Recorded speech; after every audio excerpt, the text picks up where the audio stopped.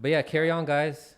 Interesting convo. Bro, did you see that fucking dumbass article put out by Naomi fucking Klein? Or am I the only one who wanted it? It's funny. Somebody in my comments section was like, "You never talk about Naomi Klein in your videos," even though I had a video talking about Wait, her. so are we live or? Yeah, we're live right now. Yeah, but no, what's that article about? Okay, awesome. So Naomi Klein is a gatekeeping asshole. That's what I'll say to that. She wrote this fucking article where she tried to basically gatekeep all of the Great Reset criticisms, where she was just like, "Oh, all the criticisms of the Great Reset are founded on far left and far right conspiracy theories." But they're saying it out in the open. She's like, we should ask questions about stakeholder capitalism, but hey, we can't question the Green New Deal, or we can't question the fucking Oh shit. data center. And it was so bullshit. I'm like, what the fuck? Bro, she's so bizarre because like she was so decent, and then she just hit the switch of all switches. It's like somebody knocked on her damn door type shit. It's hard. You'd be hard pressed to find a switch that hard. But hey, man, I feel like we've just been seeing this more and more, and I'm not surprised at this point. But it is what it is. I'm not. These people. This Great Reset shit is wild because I think that the establishment like actually believe they're coordinated enough to make this shit actually work in the age of information. Like, y'all can't even get more than 50% of people to want to take the vaccine that y'all have been fear mongering about. Y'all like, y'all gonna die if you don't take it. Shit, man. Whatever.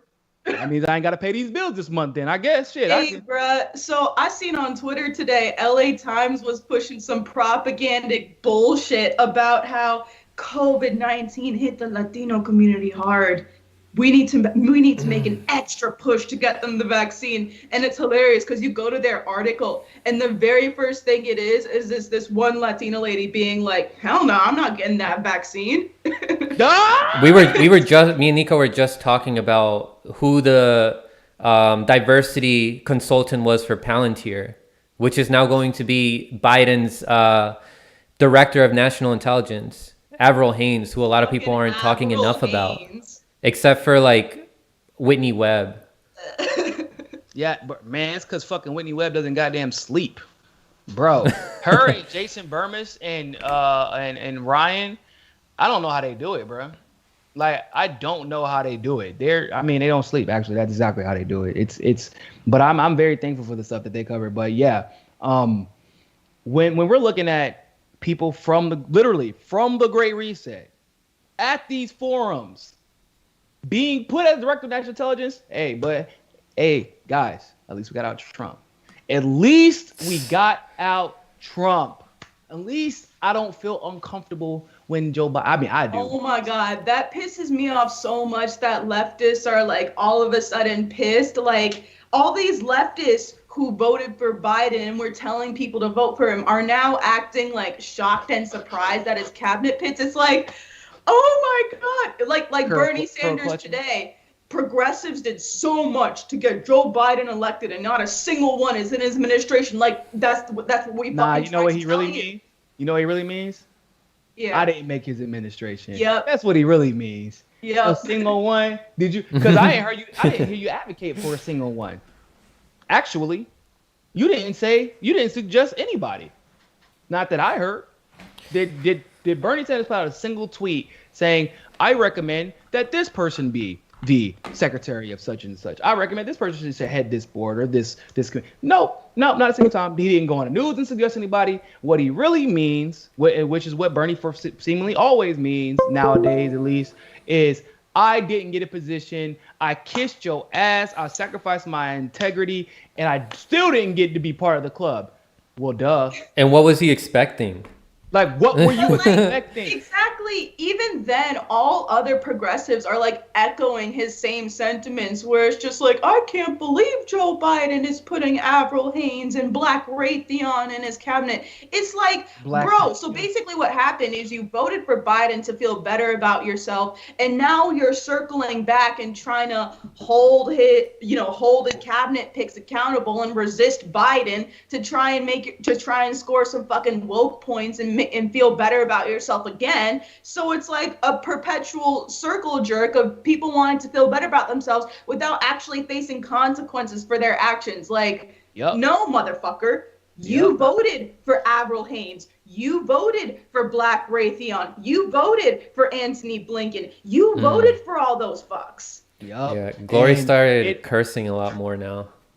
Recently, man, ever since she joined Slow News Day. Well, he started doing indie media. That's all. It just happens. Yeah. You're like, I'm just fucking tired. All that energy just comes out. All that anger that we see. Like, how are you not seeing what I'm seeing? Like, and it's about to be back. Not to mention, because like on the ground too, like even before I started with Slow News Day, like whenever fucking Combo Couch would hand the mic to me over at a protest, I'd be like, y'all some motherfucking bootlicking cunts. And it's like, I'd be like that on the ground too. It's just that now Steve Poikonen gives me a platform to do it. So yeah, I can confirm. Glory is like this all the time. It's just you don't cuss on social media all the time because, you only got, 280 characters. You got to use it to get into the establishment's ass as much as humanly possible. So got to make sure you manage your words a bit. But nah, it's crazy to think that like someone who has literally never shown the propensity of accountability or to react to people trying to hold him to account. In fact, like, no, fuck that. You're talking about the man who out of almost anybody else in public life at our public life as far as elected officials are concerned, he has actually been rewarded for being the shittiest type of person you could be in a time where virtue signaling has never been higher.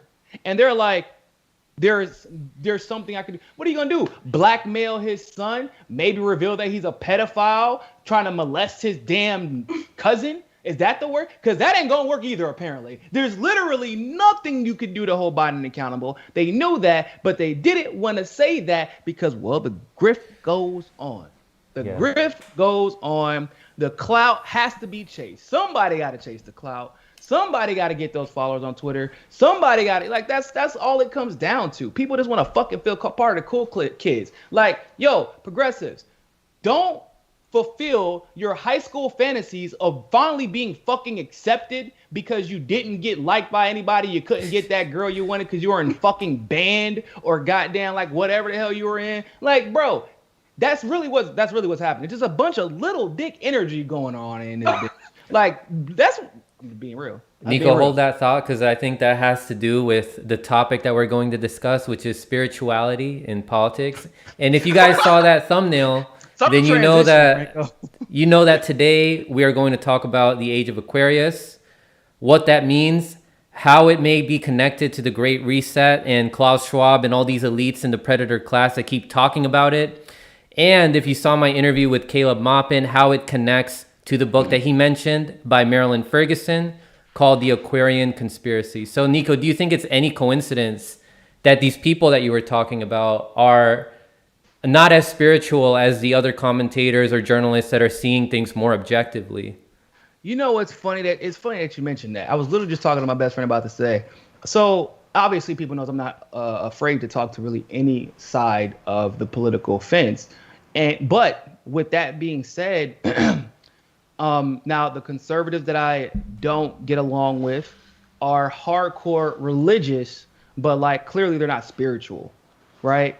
On the left, I like anyone who considers themselves to be a hardcore atheist. Like, their atheism is clearly, it's not just about God. They just don't believe in anything that isn't of this earth and that they can see, which is not the same thing as like, you don't want to believe in a God, then that's one thing. But these people don't believe in anything other than what they like, this tactile, tangible materialist thing that they world can put their hands on. Or no. Matter of fact, fuck that. Not that they can put their hands on, that they can rationalize, that their limited thinking can rationalize.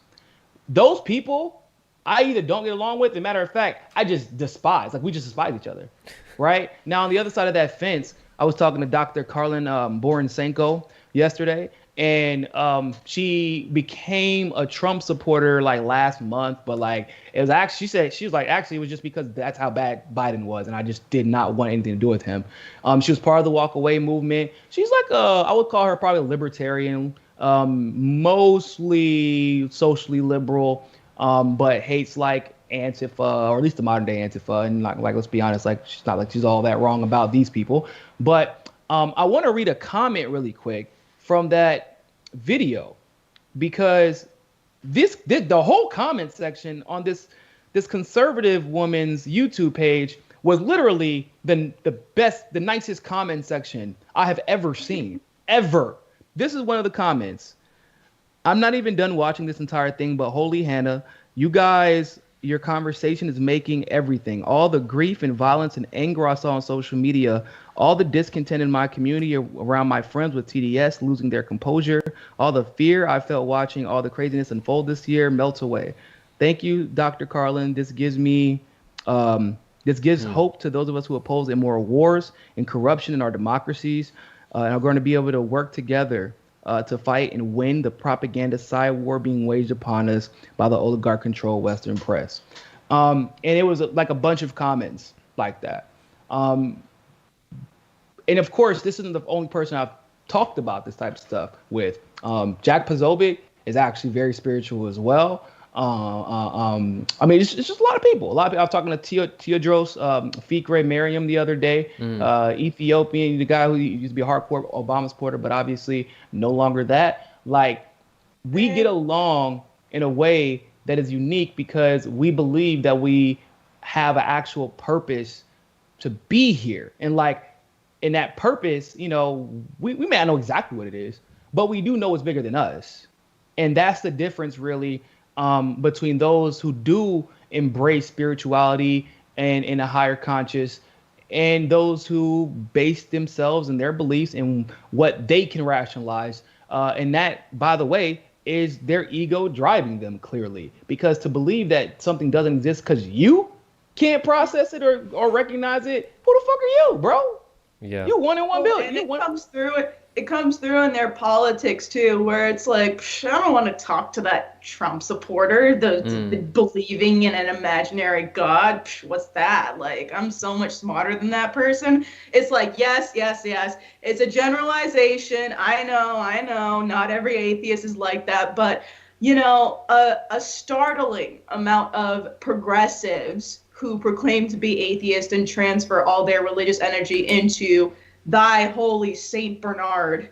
Good God. Do that that's something Steve brought up, is that they've transferred all that energy from religion onto politics.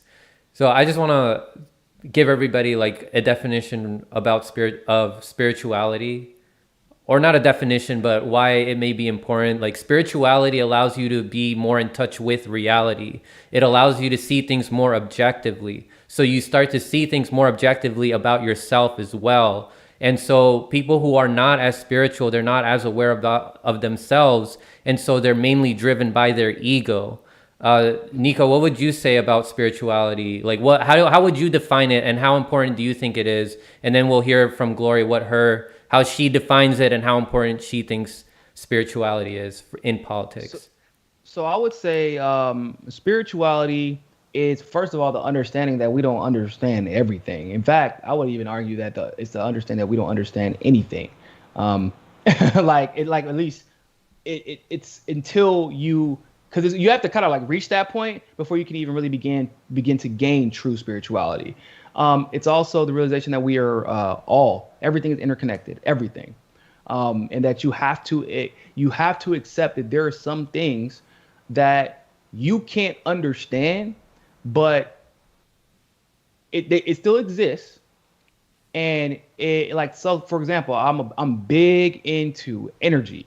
Like that was actually one of the first kind of spiritual epiphanies that I had, which is it was actually while I was researching the IQ shit, because I was in psych class, and I was like, clearly this is stupid. I can see why people figure this out pretty fast, but not fast enough.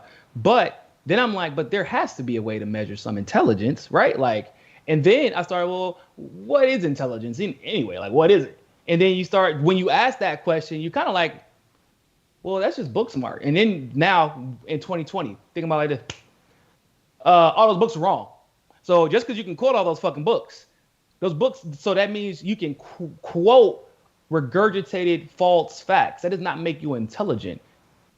Like, but maybe you can remember all the names and you can remember all the dates and you are very articulate but that in and of itself is the intelligence. The ability to move audiences to the point where it's almost hypnotic. That is exactly what Obama had, to the point where it's, it was like unquantifiable. It didn't make any sense how, like, we were joking the other day, me and Tio, every time I'm like, I still want to like him. Like, I don't even understand why I still want to like him. It's a draw that he has because that is his intelligence. Some people have the ability to walk into the room and control it and sway it. Like, they have gravity, right? Every time they move to the side of the room, everyone wants to walk to that side of the room and hang out with them. That's a type of intelligence. So like a type of social intelligence, not like the traditional social, I mean like actual social intelligence. And then of course you can be so intelligent in one area. That's like Asperger's, right? So people consider Asperger's to be like on the spectrum of autism. And it's because of, they can be considered to somewhat sociopathic to a degree. And let me explain what I mean. It would seem as if they don't have any feelings. If you look at them on their faces, a lot of time people with Asperger, they're very straightforward, very blunt people. They don't have any feelings. But it's because they also have this other ability to be very, very, very, very, very logical. Very logical. But that level of logic and rationality can kind of, you always give up something to attain something in everything in life because you have to maintain a balance. So Floyd Mayweather can't fucking read, bro. Cannot read. Have you seen this man fight? Whatever in his brain is supposed to be, occupied by being able to read, that sense that we all have, I guess, like that autocomplete. Once you learn it, you just like, okay, this is easy. Of course I can learn this. Whatever that sense is, he doesn't have it. But it could be that his what's the word I'm looking for? His mobility and his senses are so fucking heightened that literally processing words would take away from his ability to do the amazing shit he does. If you ever want to see some shit, go watch a Floyd Mayweather highlight reel. Go watch his Manny Pacquiao fight where he caught Mayweather in a corner like this. Mayweather couldn't go anywhere. Pacquiao couldn't hit him. He would just, nope, and just shaking his head at him. Because he was that, but that's a type of intelligence. It is superhuman. No one will ever be able to replicate what Floyd Mayweather has done. And so spirituality is understanding that we all have these unique abilities and we're all interconnected. And the reason we all have unique intelligence is because ultimately all of these intelligences are supposed to balance this universe. But we see, once again, because like being intelligent does not make you altruistic, people take advantage of it to sway other people to do bad things. Yeah, go ahead, Glory. Yeah, I mean, my definition of spirituality is kind of like along the same lines as Niko's, where it's just like, well, personally, like I am a Christian and I did grow up going to Black church, but at the same time, I'm very much more spiritual than I am religious. To me, it's kind of like a lot of what Niko was hinting at, but for me, it's just like this connection with something that's greater than you as an individual. And that's kind of why it's like, in connecting it with your thumbnail and the people in your thumbnail and, current affairs, it's kind of why I have this natural pushback against the Great Reset and against like the Fourth Industrial Revolution, because a part of my spirituality is like a connection with nature, is a connection with like,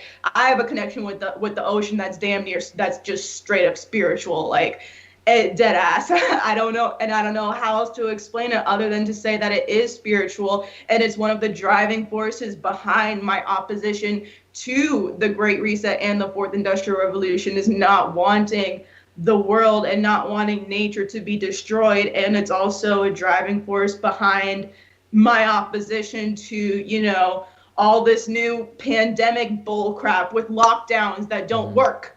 And lockdowns that straight up don't work. They just distance you from people, from your own families, from people you care about. And that community that they're trying to take away from you, that's a part of human nature. So you can't do that. And it's a driving force behind it. And it's dangerous because, like, once again, everything is interconnected, and all matter, there's a theory that all matter that exists is existent. It exists right now. There's never going to be anything less, any amount of matter less or more than what exists currently.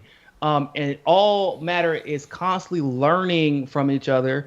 And that's how our white blood cells learn to protect us, right? I always tell people, I would never in my life become vegan. I always make fun of Paz and Fiorella, but I understand the reason they became vegan. It makes sense for them, but I always tell them extremism is never the answer, and they always make fun of me. But I'm like, I would never be a vegan. I was like, I will eat a Big Mac or a double cheeseburger once a week or something like that. They're like, well, why would you do that? Because, bro, you don't send soldiers to war without going through basic training. Your white blood cells need to be prepared to go to war. If you're vegan, and what if you accidentally eat something that is not healthy for your body, or at least your white blood cells are not prepared to fight because they haven't been training? Because at least if they've been training, they can figure it out on the fly. But you're not putting anything in your body that puts your white blood cells in the position. Okay, you know what? This ain't really the best. We can survive it. We're gonna have to fight and do some push-ups. And so what happens if a vegan goes years and years and years without eating? Their body, and they eat like a piece of meat or drink milk, that's even worse than eating the meat. If you drink the milk, or like any type of milk that isn't like oat milk or something like that, if it's animal-based milk, your body will break the fuck down, because you were never supposed to completely remove all toxicity from your body. You're supposed to figure out a balance, and we overconsume meat too. That's our other problem. So we overconsume meat on one side, and then people tell you the solution is don't eat meat at all. But then you have everything is interconnected, everything. So now your body could potentially break down if you end up being introduced to something foreign like meat or lactose. But on the top of that, who exactly is the human cost of veganism, which is never discussed, right? Mm-hmm. Because everything is interconnected. Every reaction has an equal and opposite reaction. It's just that vegans in the States can't see the consequences of veganism because they're personally getting to enjoy the benefits of it. And that's all that matters. And that's why we have to engage in balanced approaches to all the problems that we have in this world. And that's including the overconsumption of meat and the way that we treat animals. Animals should not be treated like. In fact, I don't understand why we treat animals like that, because that actually fucks the meat up. Like torturing these animals actually makes the meat worse. So it's stupid. It doesn't even make any sense to torture them like this. But we can give animals dignity and understand there is still a circle of life. Because guess what? A lot of animals, if we don't eat them, the motherfuckers still gonna get ate. Because that's how the world works. Well, it's like there's a reason we have canines. Like, Yeah, there's a reason we have them. There's a reason we have them, and we can digest both meat and vegetables. That's okay. But also that doesn't mean we have to overconsume. Yeah. And it also doesn't mean like you have to drink lactose. I drink actually mostly oat milk or almond milk if I can. But I prefer oat milk. Oat milk is fucking scrumptious, and that's fine. But guess what? We can't all just and everybody in the world just started drinking oat milk right now. Now there's an oat famine. Now there's people, indenture service. You know what I'm saying? My wife's cousin, Jose, got to come over across the border and he getting taken advantage of. Like, that's what that leads to. So even in that particular scenario, you can't be extreme. It has to be. That's where my tagline "Find Your Balance" comes from. Is because, like, as I got older, I really realized, like, man, is there any solution whatsoever where like extremism works? And the answer is no. And I dare anyone to challenge that. But the answer is always no. And right now there's an overconsumption of like gluten and dairy and corn and soy, and that's why you see all these allergic reactions. And there's a lot of studies that show how these foods, the overconsumption of these foods leads to what are these called? Crap, I forgot what the type of diseases these are called. Autoimmune diseases. Autoimmune diseases. Yeah. I don't know if I told you guys, but I think I shared it on Twitter once, but I legit get nightmares about McDonald's because I saw like how like the food it gets processed and everything, and how they adulterate the food with all these chemicals and stuff. Oh yeah. Like I legit wake up like that's having funny, sweats. Like I have legit nightmares about McDonald's. But you guys bring up good pink slime. That's really all we eat. But you guys bring great points about like how everything is interconnected, and that's a part of spirituality is thinking in systems. The only reason why we're able to like distinguish things is because of language. If without language, you would see things more interconnectedly. And also, the more spiritual that you are, the more objective you can be, and the more in agreement you can be with other people, the more objective that you are. You're not distracted by like labels like socialist, libertarian, and all this stuff. Like without labels, we would be more in agreement. I don't know what you guys think. No, I agree. And the only issue is like so I don't believe in labels. I don't think we should have them. But at the same time, language is also important. Yeah, and we still evolved have for a reason. To use those labels because of like all the things that if we say like libertarian socialists, we're supposed to know what that means. The problem is that like the powers that be have learned the importance of words, right? And they've weaponized that against us. And I do believe that sometimes I think it's almost like mischaracterizing it to say like, oh man, labels are bad. No, labels are not inherently bad. The weaponization of labels is actually what's inherently bad. So now we have to get to the crux of like what's the real issue behind quote unquote labels, and it's how they've been used to stop us from connecting with one another, and that's really the issue. It's how it's been used to stop Christians from going to a mosque to learn why Muslims are Muslims and vice versa. And that is inherently bad. That is not a good thing for the world because you're severing connections with every label that has been used to weaponize and separate. So instead of using labels to describe things that like I feel like it's sometimes unnecessary to describe, like not saying that obviously if you want to call your religion something and that's what you call it, that's what you call it. But at the same time, we should be using labels to describe how we are united. At least that should be the intention behind any label that we create. It shouldn't be a label with the intentionality of separating. And if you look at like you guys, some people who consider themselves communists, all right? So I'm a communist. Oh no, just kidding. Actually, what I am is a socialist. No, actually, what I am is a Democrat socialist. No, actually, what I am is a socialist a social democrat. No, actually, what I am is like, and it's like, bro. So what are you saying?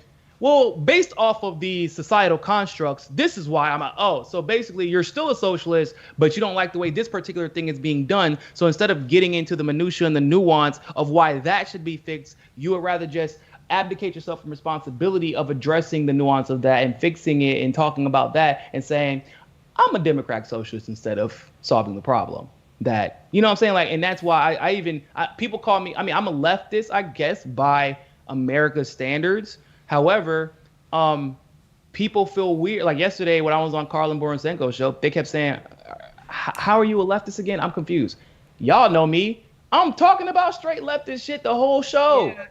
And they're like a lot too, where it's like, because a lot of what I do on the ground is like, I try to talk to Trump supporters and they're like, I can't believe it. How can you be so rational even though you're a leftist? Or how can you be so rational even though you're on the radical left? I'm like, what you mean? That doesn't mean anything. It's like, I'm not generalizing you all and thinking like, oh, how could you talk to that Nazi over there? Oh, how could you talk to that misogynist, racist over there? Like, I'm not doing that to y'all. So like, hot take.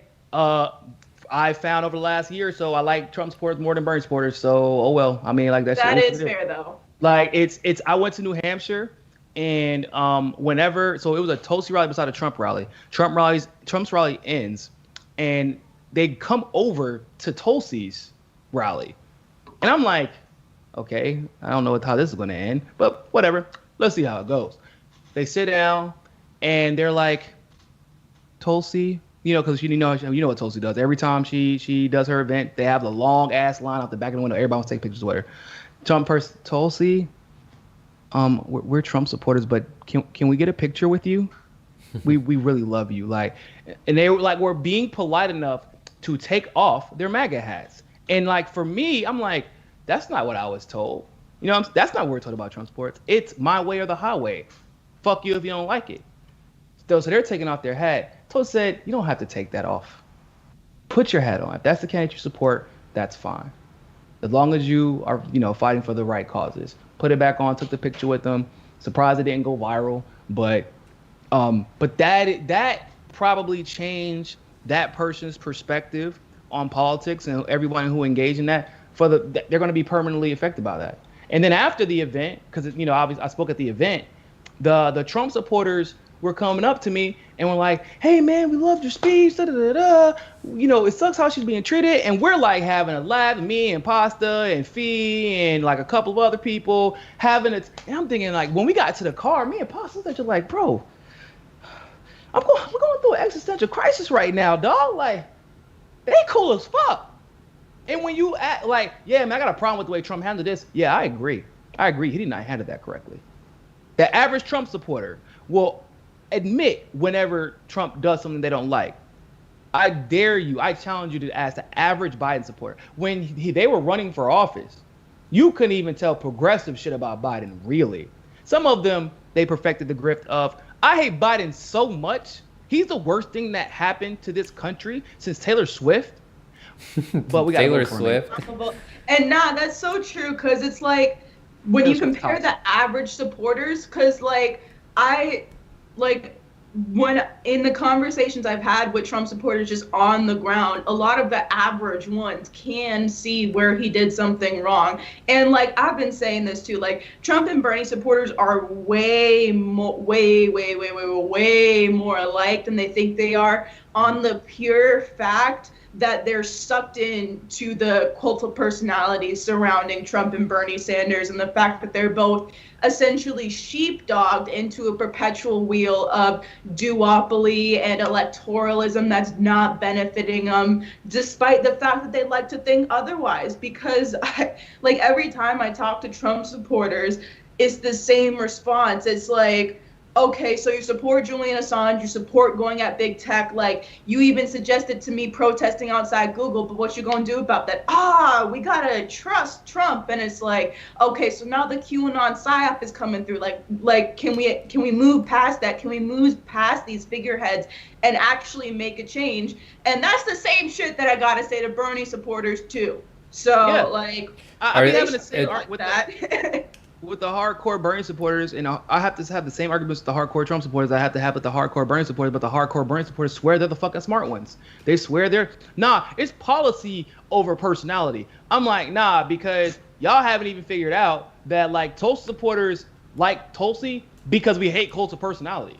Literally, that's why we like Tulsi. If you've ever been to a Tulsi event, the diversity there is actually more than the diversity you'll see at a Bernie event. I'm not talking about just race.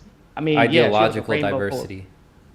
Yeah, diversity of thought, diversity of culture, diversity of background, diversity of politics, everything you can think of. And it's like a goddamn love fest. Not that one of them, bro. I remember how Bernie's rallies used to be in 2015 and 2016. That's the feel I got from Tulsi's rallies in 2020. When me and Glory went to Bernie's rally in LA, we were like, that fucking rally was disgustingly massive. Fucking huge. It was, bro. It was like a concert. The security was set up. Well, it was a concert. Fucking Public Enemy was there. Yeah, it's true. Technically, so Public Enemy was there, and but me and Glory were like, yo, this shit ain't the same. This isn't. It's crazy. to think about how long ago that was. Was that this year or was it 2019? Oh shit! Yeah, I think it was Shit. Niko. No, it was 2020. It Bro, was 2020. we're It was February. at Wow, we're it's in like March. we're in December of 2020, about to enter 2021, and like we're gonna talk about the Great Reset in this video, and I think the more we approach into 2021, we are hearing more and more about it. Glory, do you want to let the audience know a little bit more, like before we tie in the Age of Aquarius with the Great Reset, like what it's all about? The Great Reset is exactly what it sounds like. It's using the pandemic to make a massive push for the fourth phase of industrialization, which is just putting up a bunch of these new data centers and a bunch of smart cities, and essentially pushing a transhumanist agenda with the increasing fusion of, biology and technology.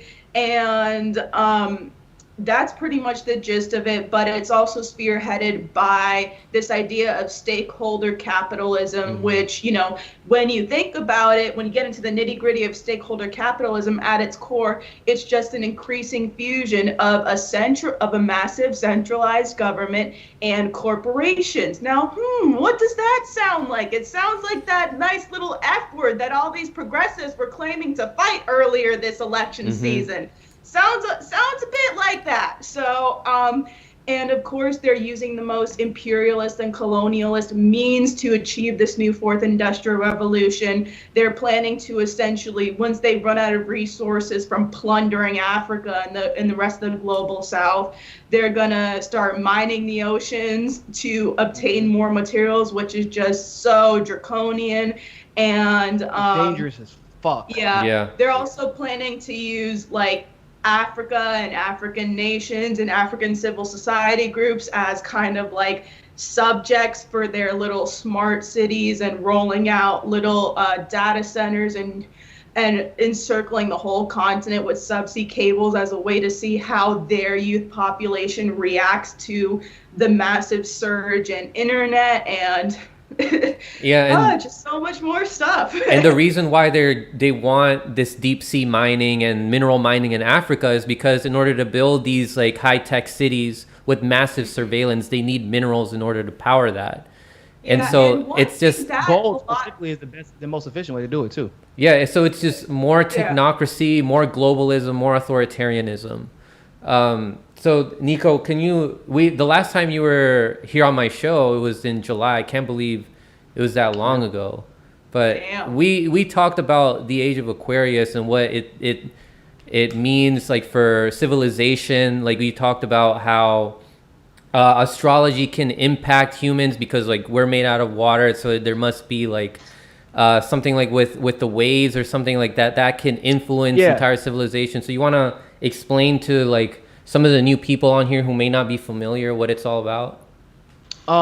So basically the Age of Aquarius is the age that we are about to enter. We are currently finishing up the Age of the Pisces, which is the age of dogma, blind faith, authority, and that had its purpose, right? Because the universe tends to do that. Because you can't enter an age of information, which is what the Age of Aquarius is, without having any information or access to that information.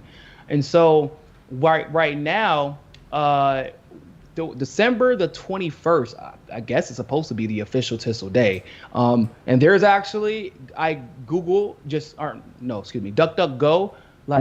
just look up some of these events happening on December 21st. My wife found something a couple of days ago talking about this magic box that's supposed to be getting switched. Hundreds of thousands of people are about to gather in Australia to activate the box.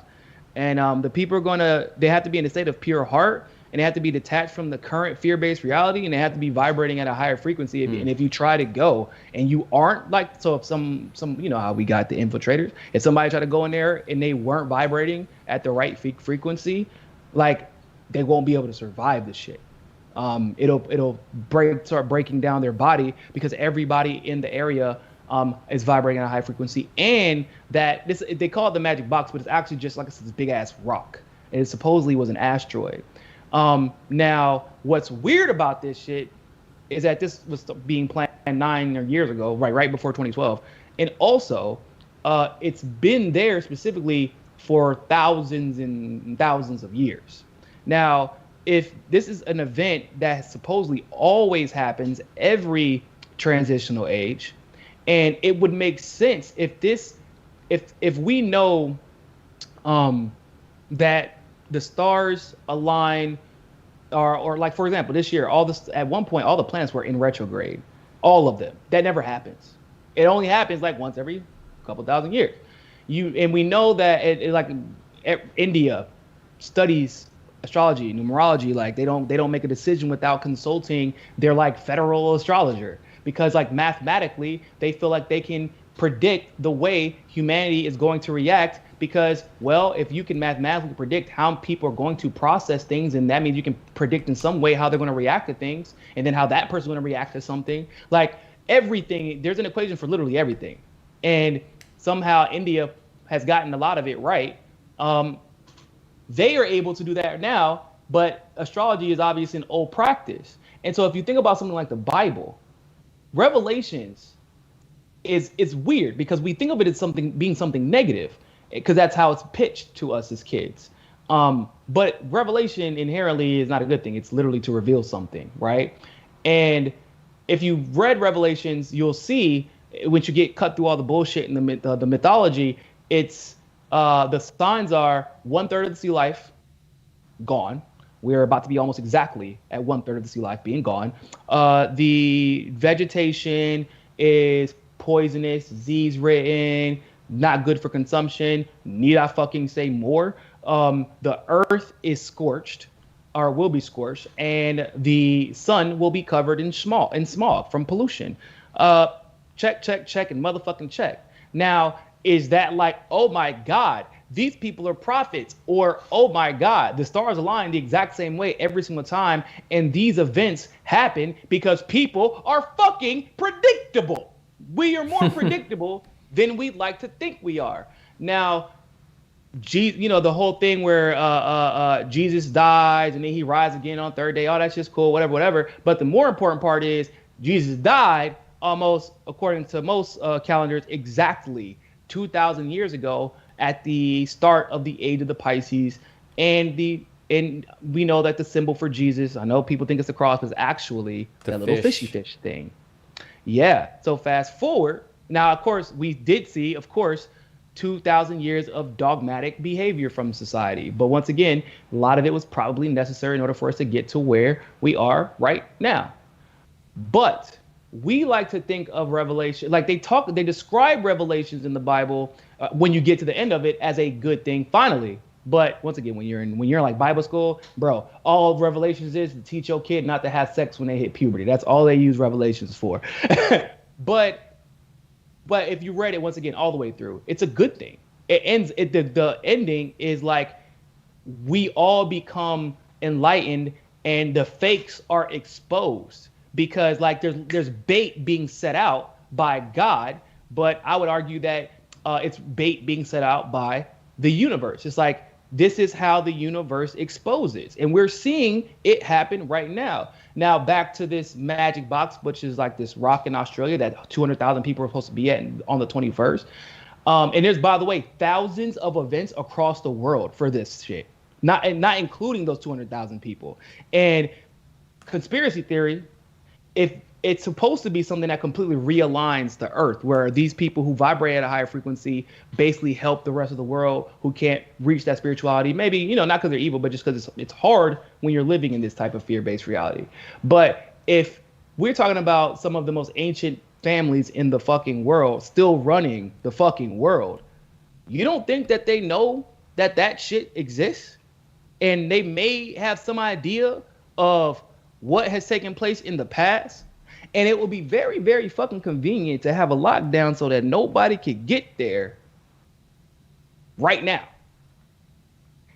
Yeah. If maybe that rock has been used time and time again. And the reason, every myth is based on some truth. And the reason that the Bible could say so confidently, we could say this shit and people will believe it.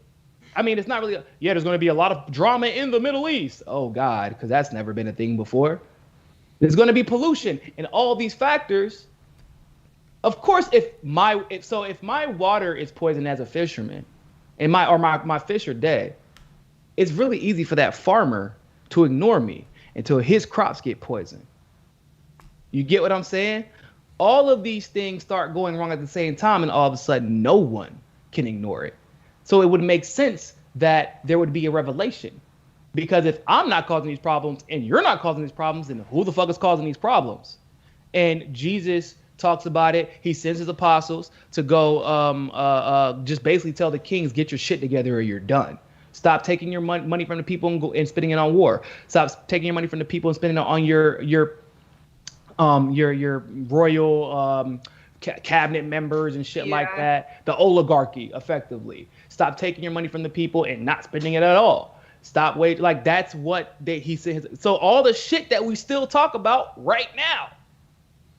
And so when you're talking about what we're experiencing right now, we are in Revelations again. It's happening. It's here. And just I'm sure we're going to get more into it later, but like I was talking about on my AMA the other day, like the shadows are running shit at the moment. And there's a lot of reasons for why that is, but it's happening. I wish I could tell people exactly how I know, but the only reason I know is because I did shrooms. I finally talked to my shadow that I had been ignoring for a few years, because like every adult does, and there's a lot of reasons for that. But my shadow, and I'm numerology, for those of you who follow it, I'm a master number 11, which basically means you're one of the oldest souls on the planet. And so your shadow's been here longer than you have, and your shadow knows you better than you do, and your shadow is probably more powerful than you. And it definitely has more control over your actions than your conscious self does. And I'm talking to my shadow, and my shadow's putting me on motherfucking game. And the shit that he is saying to me is making all of the sense in the damn world. It's like, he's like, the shadow's running the show. I'm like, how do you know? He's like, you don't see these politicians like just snitching on themselves? Like, for what? I found when Barack Obama came out and like was talking shit about defund the police. Why? For what? There's zero reason. You have Obama was in that weird category of literally nothing to gain by talking and everything to lose by talking. Exactly. I found an article that may tie into what you were saying about the shadow self, Niko. But at first, I would just want to clarify for people who may not understand the age, like these different ages. Like they're named after these zodiac signs like Aquarius, Pisces.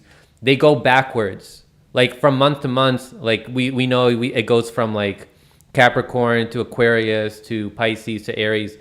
We are leaving the age of Pisces and entering Aquarius, and that happens a little bit over 2,000 years. And every planet was in retrograde. Yeah. So retrograding means they're rotating backwards. For those of you who don't know, or they're rotating backwards. So we're moving backwards in the ages, and every planet was in retrograde at the same time. Which is really crazy. Why 2020 was one of the craziest years that we've ever experienced. But also Jupiter and Saturn are aligned. Let me read from this article here. Because people in the comment section or in the chat were saying that they thought that the beginning of the age of Aquarius was in 2012, December 21st, 2020, December 21st, but it's actually going to be December 21st, 2020. So I can post this link. Got that wrong real quick? Yeah. Okay. So this is why they got it wrong, because they were basing that off of the Mayan calendar. Yeah. Not taking into account the fact that we have leap years. I know it sounds fucking stupid that nobody took this into account. We literally have leap years. Do the fucking math. If you do that amount of that, skip that many days or whatever, then eventually you end up being almost something like exactly 8 years behind. Because we do every 4 years, we just take a day away, and now we're behind. So the 2012 situation was literally describing what we're going through right now. And they were saying it's the end of the world, but what the Mayans and other cultures say, it's not the end of the world. It's just end of the world as we know it, but mostly they said this is the beginning of a new age. It's the end of an age. Fucking world. Yeah, and then you were. But that was the fear. Well, it's the beginning of a new age, and you have all these people's shadows telling us But it comes with Justin Trudeau. It's time to build back better. It's time for a reset. Or fucking Klaus Schwab and his 50 eugenicist love letters. You have all of that shit. And then you also have all these politicians going on and on and on about the Great Reset, while gatekeepers like Naomi fucking Klein try to say that it's a conspiracy theory, even though these oligarchs are literally telling us to their face that they are planning to mine the oceans. They are planning to continue exploiting Africa. They are planning to advance their idea of stakeholder capitalism, which is fancy neoliberal speak for fascism, pretty much. So, yeah. Yeah, so 100%. They're snitching on themselves. Unnecessarily, by the way. Unnecessarily snitching on themselves in so many cases. Doesn't make any sense. I'll bring your attention to Kamala Harris during the primary. When she was in the middle of an interview, it's like the peak of her fame, and everybody thought that she finally, okay, she's hitting her stride. She got the black people on her side. She gets in the interview, and they're like, well, what are you going to do for black people? Me? I'm not going to do anything for black people. Why would I do that? I'm not going to do anything specifically for black people. And like, what do you mean? Why would you do that? Bitch, you just said 2 days ago you were going to give black people reparations. But her shadow came out and snitched on her. Because otherwise, just lie, Kamala. You lie about everything else. Politicians have literally had no problem with looking you dead in your face for an entire election and telling you the opposite of what they're going to do when they get in power. I think the reason for why to do it. Go ahead. The reason for why like shadows may be coming out is because Mars is in retrograde. And I just want to read a little bit from this article I found. It's one of these like astrology websites called Bustle. It says that out of all the retrogrades, Mars is the most intense because of the theme that Mars rules. We'll see aggression, control issues, and repressed anger coming to the surface. Mars in astrology is a driven, courageous, and animalistic planet that rules over our most primal urges: war, anger, self-defense, sexuality, and more. Mars only retrogrades every couple years, much less frequently than most planets, and when it does, it can be a frustrating time. We can expect to deal with a lot of repressed rage, as well as feelings of weakness and inertia, but we'll also collectively struggle to figure out healthy ways to express these frustrations.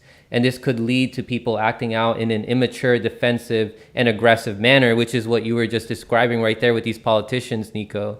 It's also important to note that Mars will retrograde in Aries, the headstrong fire sign that the planet calls home. In its current position in Aries, one of the signs that it rules, the intensity of Mars is at its highest, putting its fiery power at an advantage. In Aries, aggressive Mars is at its most impulsive and fearless, which can be great if you harness it for conquering your goals, but disastrous if left unchecked or used for destructive motives. Mars will be... Our planet's in Aries? Yeah. Oh, man. All the way through... We're fucking doomed from the beginning. Through January 2021, it will be in Aries. So that may explain all the shadows that are coming out like that. So the other thing, I don't know if the article mentions it, but the other thing that is greatly affected by Mars retrograde is ambition, because Mars also rules over that. Now, what they fucking tell you is, which is one of the first clues that I'm like, oh, shit's about to go down. They tell you the one thing you don't want to ever do in Mars retrograde is start a new huge project. Don't start no businesses. Don't do shit. Maybe. Just maybe you shouldn't start a fucking great reset in the worst time to start anything ambitious. But but once again, if you're not in tune with your vibrations, if you're not paying attention to these things, if you're not learning about how spirituality works, how the universe works, how the stars affect us and energy, then you're just like, I'm going about my day, doing what I do. I don't understand. Oh shit. Hold up. Y'all all see what's going on over here? Yeah, we all see it. Well, just don't pay attention. No, we all see it now. We can't not pay attention. We can't not see what you are doing, because their ambition Whereas they were cold, they were calculated, and they could skate on a lot of shit. They could get away with a lot. It isn't working. They decide to do the most ambitious plan at the worst possible time. And that is not an accident. It could have happened sooner. We could have had Hillary. And I can almost guarantee you this fucking great reset was supposed to happen under Hillary. But the universe stepped in and saved us. Well, I mean, it was when you think about how hard she was pushing for the TPP, and essentially if there was anything, you know, good to come out of a Trump administration besides the supposed wars that he didn't get us out of, or, you know, anything. I digress, though. It was a brief, you know, buffering in the TPP. Granted, it's coming back right now with Kamala Harris and her new administration. I mean, sorry, Joe Biden's administration, and they're essentially it might be Jim Clyburn's administration, the way he be talking. And they're essentially pushing the same thing with the TPP, except, hold up, this time it's the comprehensive and progressive Trans-Pacific Partnership. So, same exact thing, but with progressive in front of it and comprehensive in front of it. And, you know, the one thing that Trump can have on his record is a brief buffering in the advancement of that agenda, and, you know, not letting a draconian tribunal get set up of fucking douche cunts that just want to screw over normal people. So, you know, that's one thing. And I mean, I'd even argue to that, like, you don't even necessarily have to be in tune with, like, you know, astrology or your higher vibrations or the planets. You don't have to be in tune with that to resist the Great Reset. You just have to have like some, I don't even know what it is, just some sense of like, no, that's all it takes. Because like Steve's in the comments calling this metaphysical racism astrology, and he's fucking resisting the Great Reset. Like, yeah, what's Steve's sign? Is he a Virgo or a Gemini? Steve, you want to answer that for us? I don't fucking know. Did we celebrate his birthday? Old isn't a sign, Steve. So you gotta give us that. So did you guys be on the record that he called you old, Steve? I didn't. Did you guys get a chance to see like the part of my interview with Caleb where I asked him about Marilyn Ferguson and her book, the Aquarian Conspiracy? No, I haven't gotten into that part yet. So apparently the CIA has like spiritual advisors, and he was telling me about Marilyn Ferguson. Steve's an Aries. Oh, sorry. Go ahead. I just want. He's an Aries. He's an Aries. Makes sense. Yeah. So Marilyn Ferguson. She basically claimed to be a psychic medium. She was an occultist. She was an advisor to a lot of Democrats in the 1980s. She was an advisor to Ted Turner, who was the cable giant that started CNN. She was a spiritual advisor to Al Gore. She was invited several times to the White House in the 90s to do psychic stuff. She has strong ties to the intelligence community. And in her book, she names several think tanks that she was involved with and were involved with her efforts. And they shared her perspectives, like the Stanford Research Institute. And, you know, weren't they involved in like coups in Indonesia? And also this institution. Ask Obama, he knows. Yep. And it's also linked to the CIA, the Stanford Research Institute, and also like the Center for Democratic Studies or something like that. And she was contracted by the CIA to perform research on psychics. And my fiance has shown me, like, she's found like some like CIA files like on like the research that the CIA did on psychics, on like bending spoons and like starting fires and stuff like that. Yeah. So okay, so I'm gonna give y'all some real spill, right? Okay. So I want y'all to tell me if this is going. I'm gonna tell y'all some real shit, okay? So just me personally. My blood type is O negative, right? Which is a rare blood type. It's actually the blood type that I can only give to everyone, but I can only receive O negative. I'm a Capricorn, which is known as the father of the zodiac. I am a dragon, which is the Chinese zodiac sign. The story behind a dragon, just to keep a long story short, is these two villages were warring. The kids were so tired of the parents fighting that they took all of the best parts from all of the members of the zodiac and created the dragon. And they did it to actually kind of fuck the adults up. But what ended up happening is the adults were in such awe of the dragon that they just stopped fighting. And apparently, mathematically speaking, dragon and Capricorn is actually the rarest combination of shit. Wait, Capricorn and what? Dragon, a Capricorn dragon is the rarest combination of American, like U.S. astrology and Chinese astrology, like those two signs. And I was just talking about numerology. So I was a 2 when I was born. Then I turned about 29, 30. I became a master number 11. Now, all of those things are all based off of different things. You know, obviously Chinese zodiac is based off of the year you were born. Your American zodiac is based off of the month you were born. Numerology is based off of birthday and your name, first, middle, and last. My blood type has nothing to do with any of that, supposedly. It's just supposed to be my parents. And yet I end up being the rarest combination of all these things. And of course, I lived a pretty fucking rare life. I used to just think it was all coincidence. I did. I'm like, that's just really weird coincidence over and over and over again. And yet I keep finding myself in these weird coincidences over and over and over again. So I do shrooms for the first time because like I was going through this weird period in my life where I was like, it wasn't that I was like sad or anything like that.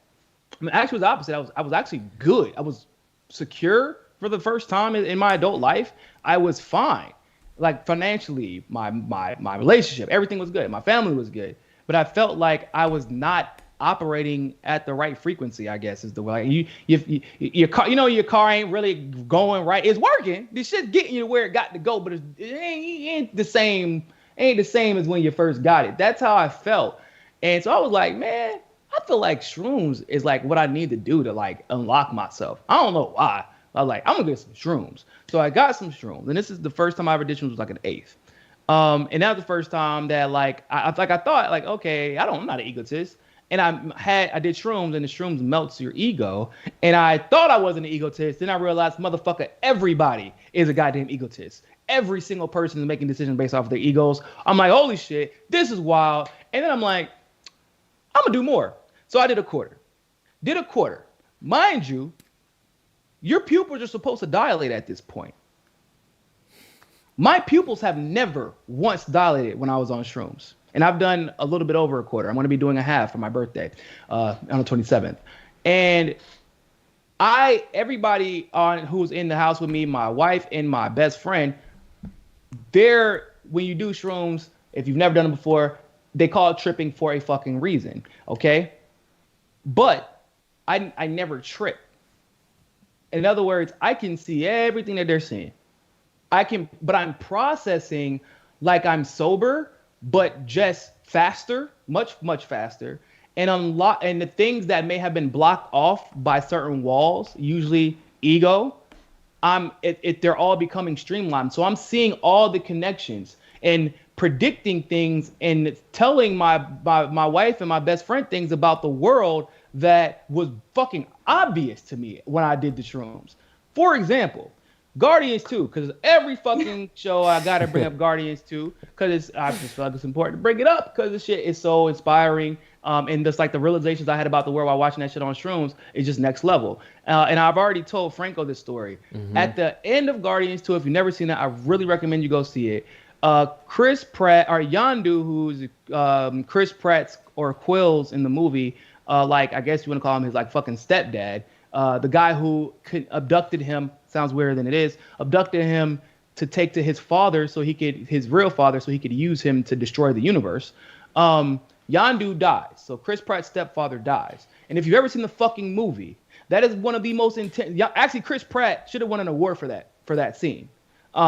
He's screaming at the top of his fucking lungs like he is in tremendous pain. And while we were watching the movie, it was almost like a fucking spark went off in my fucking head. I'm like, oh my God. And I got goosebumps, but it wasn't like goosebumps as in, oh my God, that was just so sad. It wasn't like I had already seen the movie. It was like I saw his energy flicker. And I looked at my best friends. I said, bro, I know it's going to sound fucking weird, but Chris Pratt's dad died. And then he was like, what do you mean? Did you just look it up on your phone or something? Yeah, I'm never on my phone while I'm on shrooms. That's just dangerous. I was like, no, I've never looked up anything about Chris Pratt ever at that point. And he was like, well, why the fuck would you say something like that? Then I'm like, bro, I think his dad died. His dad died. And he was like, no, bro. I said, you know what? Fuck this. I'm not arguing with y'all. So I go to my fucking phone. Chris Pratt's father died of multiple sclerosis right before the end of the filming for Guardians of the Galaxy 2. In the movie, Chris Pratt's father figure dies slowly in front of him in space without Chris Pratt being able to do anything about it. I had never researched a goddamn thing about Chris Pratt before. Literally seeing how he interacted with Yondu in that scene I was able to figure that out immediately. Then I was like, yo, I bet almost everybody who was in a relationship before, this is after Infinity Wars Endgame. So yeah, everybody who started out in their relationship, they ended it around the time that they filmed finished filming on their first, or their second, for most of them, their Marvel movies. And they were like, well, why do you feel like that? I was like, I just got a hunch, just look it up. So we started looking up Zoe Saldana, divorced, remarried, now she has 2 different kids. Chris Pratt, divorced from that comedian lady, I always forget her name. He got married to a Schwarzenegger. Right, and the ex-wife, Chris Pratt's ex-wife, admitted it's because she couldn't handle his fame. Robert Downey Jr. I think actually is one of the few that kept his, but that's because Robert Downey Jr. said he's been divorced. Life. Oh, he was divorced. Yeah. Oh, okay. So there you go. Basically, everybody, they were in a relationship or they were married and they got divorced. Because at a certain point, you've been doing the Marvel Cinematic Universe is something we've never seen before. It is literally, it was from 2008 until 2018. If I'm not in my movie, I'm in your movie. If we're not doing each other's movies, we're doing promos for each other's movies. I see this on social media every day. People are posting pictures of me with this person on social media every day. At what point does your brain and your body and your shadow self distinguish between this reality and the reality that you created for yourself in order to do your job? Your energy, if the best actors, the reason that these 90s actors that we used to watch seem fucking foolish, we go back and like kind of laugh at the acting, is because they were trying to emulate actions, because for a long time people thought that that was actually how you act. You have to be able to emulate what people would have looked like when they were doing what the fuck. That's not the truth. The trick is be your fucking self and bend the energy around you. Robert Downey Jr. plays the same motherfucker in every goddamn movie. Chris Pratt is the same Chris Pratt it was in Parks and Rec, right? It's the same motherfucker. He's just Star-Lord now. He's just fucking Space Batman now. Like, that's who he is. And that's why he's so, like, that's why people are so obsessed with the MCU, because they're not playing someone who's, if you've ever watched, like, go watch that My Spy movie with Batista. Like, it's still Drax. He's still the same motherfucker. Go watch Sherlock Holmes with Robert Downey Jr. It's just Tony Stark is Sherlock Holmes. That's all it is. Because there's some along the lines that cracked the code. But the problem with that is now you become this thing. And I guarantee you, in about 10 years, there is going to be, for the ones who, as they begin to phase out, because they go through phases in MCU, for the ones who phase out, there will be documentaries about how depressed they get, because they're going to go through identity crises. They're not going to know who they are. What's the girl from Luna Lovegood from Harry Potter? She immediately came out and was like, I was immediately depressed because I was like, am I going to peak at 14? Like, this is who I am. I'm Luna Lovegood. She played in 2 fucking movies. She played in 2 Harry Potter movies. But she was never able to recuperate. She was never able to recover her career, because that's who she was. That's who she saw herself as. Now imagine being Tom Holland. I'm 16, 17 years old, and I'm fucking Spider-Man. I get to hang out with Robert Downey Jr. all day. Robert, and you know, obviously their relationship in the movie is already weird because like Robert Downey Jr. is old enough to be his father, and Robert Downey Jr. has his own issues where he's trying to kind of like make up for the kids he didn't have, just like in the fucking movie before he had Morgan Stark. And I don't know what Tom Holland actually has a really good relationship with his father. They're really, really fucking close. And then he is crying because they were about to take away Spider-Man out of the MCU, and I would have fucking snapped if they did. But he's crying. Calls the Disney guy drunk and the Sony guy drunk. Please don't do this. I don't know who else I am if I'm not Spider-Man. Niko, He said that it would have been like good you for. have to watch Attack on Titan, Niko. I know you keep trying to sucker me into watching that shit. You have to watch Attack on Titan, bro. You have to. I got a designated time of the year where I watch all the new shit and I waste my life. So I'm gonna put it on a list. My brother is trying to bully me into watching it too. But yeah, your brother's a smart person. You need to watch Attack on Titan because the amount of characters in that anime and manga that have the exact same identity crisis that you're talking about, it's insane. I heard. My brother always tells me like, bro, if you like the Marvel shit, you gotta watch it. But like the funny thing is like, so you compare it to like Star Wars, the new Star Wars. Nobody fucking really fucks with it like that. Nobody believes anything. There's not that connection with the actors and the characters in those movies. Yeah. Nobody, and I would even make an argument that once you go into the Marvel, the rabbit hole, once you really go into, and I feel like especially over this pandemic, people have really now begun to appreciate just how fucking wildly unique and kind of like unfathomable the Marvel Cinematic Universe is to make all those moving parts intertwine. I fucking challenge you all. Go watch critically. Watch Guardians of the Galaxy 2 and watch Infinity Wars. Yeah, it's okay to watch Endgame, but Endgame is good, but it's mostly just a fucking Marvel circle jerk nerd fucking orgy fest, and I love it. That's what makes it amazing. A lot of people who hate Endgame. You know why? Because of their shadows.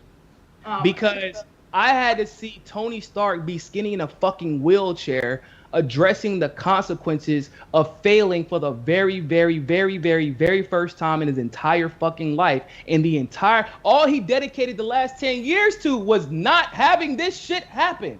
And he failed anyway. I had to watch the motherfucking God, the dude who, when he came into the MCU, dudes was like, man, what the fuck? We got to deal with this dude looking like this for the next 9 years? I don't know. But Chris Hemsworth as Thor is like, if you watch the first Thor, right? He's untouchable. I'm a god. I'm the strongest Avenger. Everybody respects him. Comes into Infinity Wars fucking knocking heads, right? Even kills Thanos. Or basically, he wins the fight, but lost it, right? Yeah. Goes into Endgame. Whoa, what the fuck is this? Because he had been going through trauma, but I'm a god. I can suppress it. I'm a god. I don't have to deal with this. I'm a god. The trauma even got to the god, right? So now he's fat, dreads, sad, crying, finally addressing the shit with his mom because his relationship with his mom hadn't really been talked about that much. And that's the first time you saw Thor actually being vulnerable. Bro, our shadows don't like consequences. It makes us uncomfortable. We just saw the trauma of all the shit that had been happening to all the characters throughout the MCU. And it was like put on Front Street in Endgame. Whereas in Infinity Wars, it was kind of like at that, well, if we destroy Thanos, we don't got to deal with it. So you're kind of like, man, I really don't want to see Thor fail. I really don't want to see Iron Man fail. I really don't want to see Gamora get fucking thrown off a goddamn cliff because, you know, you want to see her and Nebula and the Guardians kind of reunite because that fucking, their relationship is just dope. Like, it's just a fucking, it's like it's the family you chose, right? Everybody wanted all that stuff to go right. You wanted Thor to get his fucking revenge. You wanted Chris Pratt to get Gamora back. Like, that's what but we didn't get that. And no matter, we got the ultimate victory that we wanted because, like, at the end of the game, I mean, shit, you squad up like that. Like, bitch, all you really needed was Scarlet Witch and fucking, and Captain Marvel. And the shit would have been over. You didn't even need everybody else to be real. Captain Marvel came in late, too. Huh? And Captain she came Marvel came in late too. Yeah. Look, they had to look. Scarlet Witch and Captain Marvel so good that they just had to pretend like Captain Marvel don't got a fucking cell phone and she couldn't be there all of Infinity Wars, and they had to distract Scarlet Witch with a robot boyfriend so she wouldn't be on her P's and Q's. That was the only reason that shit went the way it went. But it was masterfully done. But my point is, Endgame specifically, they didn't win, bro. Like we love Endgame because of the end of the movie, but at the end of the day, our battle. Like we go through battles every day within ourselves to avoid consequences of our trauma, and we saw all of that happen, and they lost the battle. And Endgame, when you open up the scene, oh my god! Whenever you're like, okay, we're going to the theaters, Endgame, I'm ready for this, and he's fucking practicing, Hawkeye practicing with his daughter, and you're like, oh my motherfucking god, are you kidding me? Shit, I know where this is going. Yeah. You're like, she's supposed to be gone already. She's supposed to be gone already. I'm not supposed to have to see this. And then you see him go on a fucking killing spree, right? You see Natasha. Think about Natasha from Iron Man 2. Oh, I got everything fucking together, girl. Like I'm good. I'm complete because we already know about Natasha. Well, if you don't know, the Black Widow's trauma is just watch the Black Widow movie. You'll see it. Like she is probably the most traumatized out of everybody in the MCU. Which is why, like, even after everything was half the universe was dead and there wasn't really any need to keep the Avengers alive, she kept like, I gotta be the leader of the Avengers. I gotta keep fighting, because she had done so much fucked up shit in her life, and the Avengers were the only escape from like that, from her trauma, that like she was latching onto it just so she didn't have to deal with her trauma, to the point where she was willing to jump off of a fucking cliff to make up for everything that she had done. Just to say, like, yeah, I saved the Avengers, which means I saved my fucking self and my shadow. Like, nobody wants to see consequences of trauma. We go to movies to escape that shit. And that's why there were so many MCU fans who hated Endgame. I was kind of like, what the fuck? What, really? There's MCU fans that hate there were Endgame? people who hated Endgame. Why do they hate it? I haven't come across that many. It's crazy seeing some of that shit. I'll be using that shit as case studies. I'm like, this is the reactions to shit. Like whenever Captain Marvel was announced and everybody was so mad at her, and I was so confused. I'm like, hold up, why don't wait, they just didn't like the actress, like what she did off camera. The reason why Captain Marvel and all that is because that movie was used as an excuse to completely sleep on Alita Battle Angel, which Alita Battle Angel, if you have not seen it, that movie is leagues better than Captain Marvel. But I like Captain Marvel though. I really like Captain Marvel. I mean, I don't hate Captain Marvel. I just think that compared to Alita Battle Angel, it's a damn crime that Alita was slept on because of Captain Marvel. Yeah, but you gotta plan your release of your movies better, nigga. You know, when you competing against the MCU, that's a whole different beast. You can't win. There's no victory. You have to work your schedule around Disney's movies. It made $1 billion. Okay, there is nothing the MCU can't do. They're about to give us everybody, bro. They're about to give us everybody. They're giving us all the Spider-Man. This Spider-Man movie is about to be the best. Garfield back. That's gonna be the best superhero movie of all time. Like seeing it's all like they're bringing all the nostalgia back with. They're doing Spider-Verse for the Spider-Man 3. Yeah. And they're bringing Garfield back. They're bringing Tobey back. They already have pictures of them on the set. Huh? They already have pictures of them on the set. Yeah. Alfred Molina, who's Doc Ock, like Tobey Maguire is already on the set. Emma Stone is about to be casted as Spider-Gwen. Like, they're just giving us everything, which is dope because fucking finally Sony figured it out. Yeah, like, finally. Stop being dicks. Like, just give the fans what they want, not what you want. Exactly. And they saw the formula, but the moral of this whole Marvel Universe story, as it usually is there is a lot of shadow work, and generally speaking, everyone's favorite Marvel movies are the ones where people have to address their shadows, but they end up overcoming them. Iron Man 1, that's exactly what the fuck he was doing, right? I like Thor 2 better than Thor 1. Most people do, but Thor 2 better than Thor 1? Thor 2 better than Thor, absolutely, because of Loki. It's because of Loki's character arc. I think both of the. I thought that initially. The two Thor movies in general are like very meh for me. The third Thor movie, that one bangs though, but the first two. Ragnarok. Yeah. You know, it's so funny that it's funny the way It was like a Rick and Morty movie. Huh? It was like a live action Rick and Morty movie, but with Thor and Hulk. It was because the producer or the director is a comedian. That's what he did. But he writes funny movies, like, and he took that and merged. Like, bro, I was thrown way off guard. I was like, what the fuck is going on? And when he was like, oh, so I just have to knock a little eyebrow off your head. That's not an eyebrow. It's a Speaking crown. of Rick and Morty, you know they're getting like the writers for Rick and Morty to write the next MCU movies. Like they're gonna write Doctor Strange in the Multiverse of Madness. I think some of them were hired for the Spider-Man movie.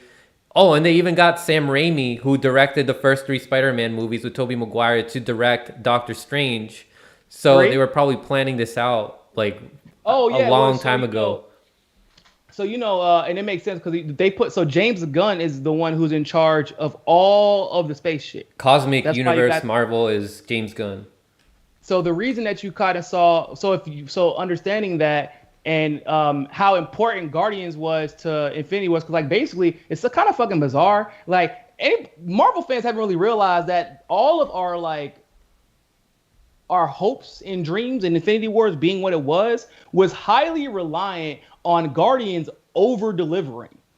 Because if Guardians was shit, Infinity Wars would be trash. Because we wouldn't give a shit about Guardians did most of the world building for like the space and Rowan and Gamora having they did a great job with Thanos and all that. Like, bro, you gotta put Chris Pratt through trauma on trauma on trauma to justify him knocking the fuck out of Thanos. Because people are like, if you've never seen Guardians 2, like critically, and of course you didn't watch Guardians 1, 2, but if you didn't watch Guardians 2 specifically, you wouldn't understand why he would snap despite almost getting the glove off, the whole universe being at stake, because he don't give a fuck. I just lost my goddamn mom. My dad turned out to be a fucking intergalactic sociopath. My stepdad died trying to save me from my fucking dad. And now I just lost my Gamora. The only person who actually gives a fuck about me, fuck you, fuck Thanos, fuck the universe, fuck that glove. This thing got to get this work right now. If you, once again, trauma. It's PTSD. You don't get the control when PTSD takes over. It just fucking takes over. See, and go back and watch it. Like I said, you gotta go back and watch those MCU movies critically. By the way, back to politics. Go watch motherfucking Winter Soldier if you want to know how Russo brothers, who pissed me off because they're gonna fundraise for fucking Joe Biden after doing a movie about the fucking deep state. Like, what the fuck, bro? I want to bring. Hollywood people do though. They act all kind of woke with these fucking movies. Like Spike Lee made a 3.5-hour movie, Malcolm X movie, and he endorsed fucking Kamala Harris. Bro. That shit hurt. Shadows. Yeah, I want to bring something up about that like Winter Soldier comment that you said, Niko. For their own benefit. Oh, go ahead, Franco. Yeah, but fuck, there was something else that I wanted to say, but like you talked before to me about how like Hollywood gets their ideas from real life. So like I mentioned like earlier in this conversation, how like there's CIA files and on how the CIA performed tests on people with like psychic abilities and all that. So do you think that they got that idea and they used it in the Winter Soldier, like at the end in the after credits when they show Wanda and Pietro Maximoff getting tested by Hydra? On Hydra? Yeah. That's actually a really good idea. I mean, that's actually a really good point. I never really thought of it like that.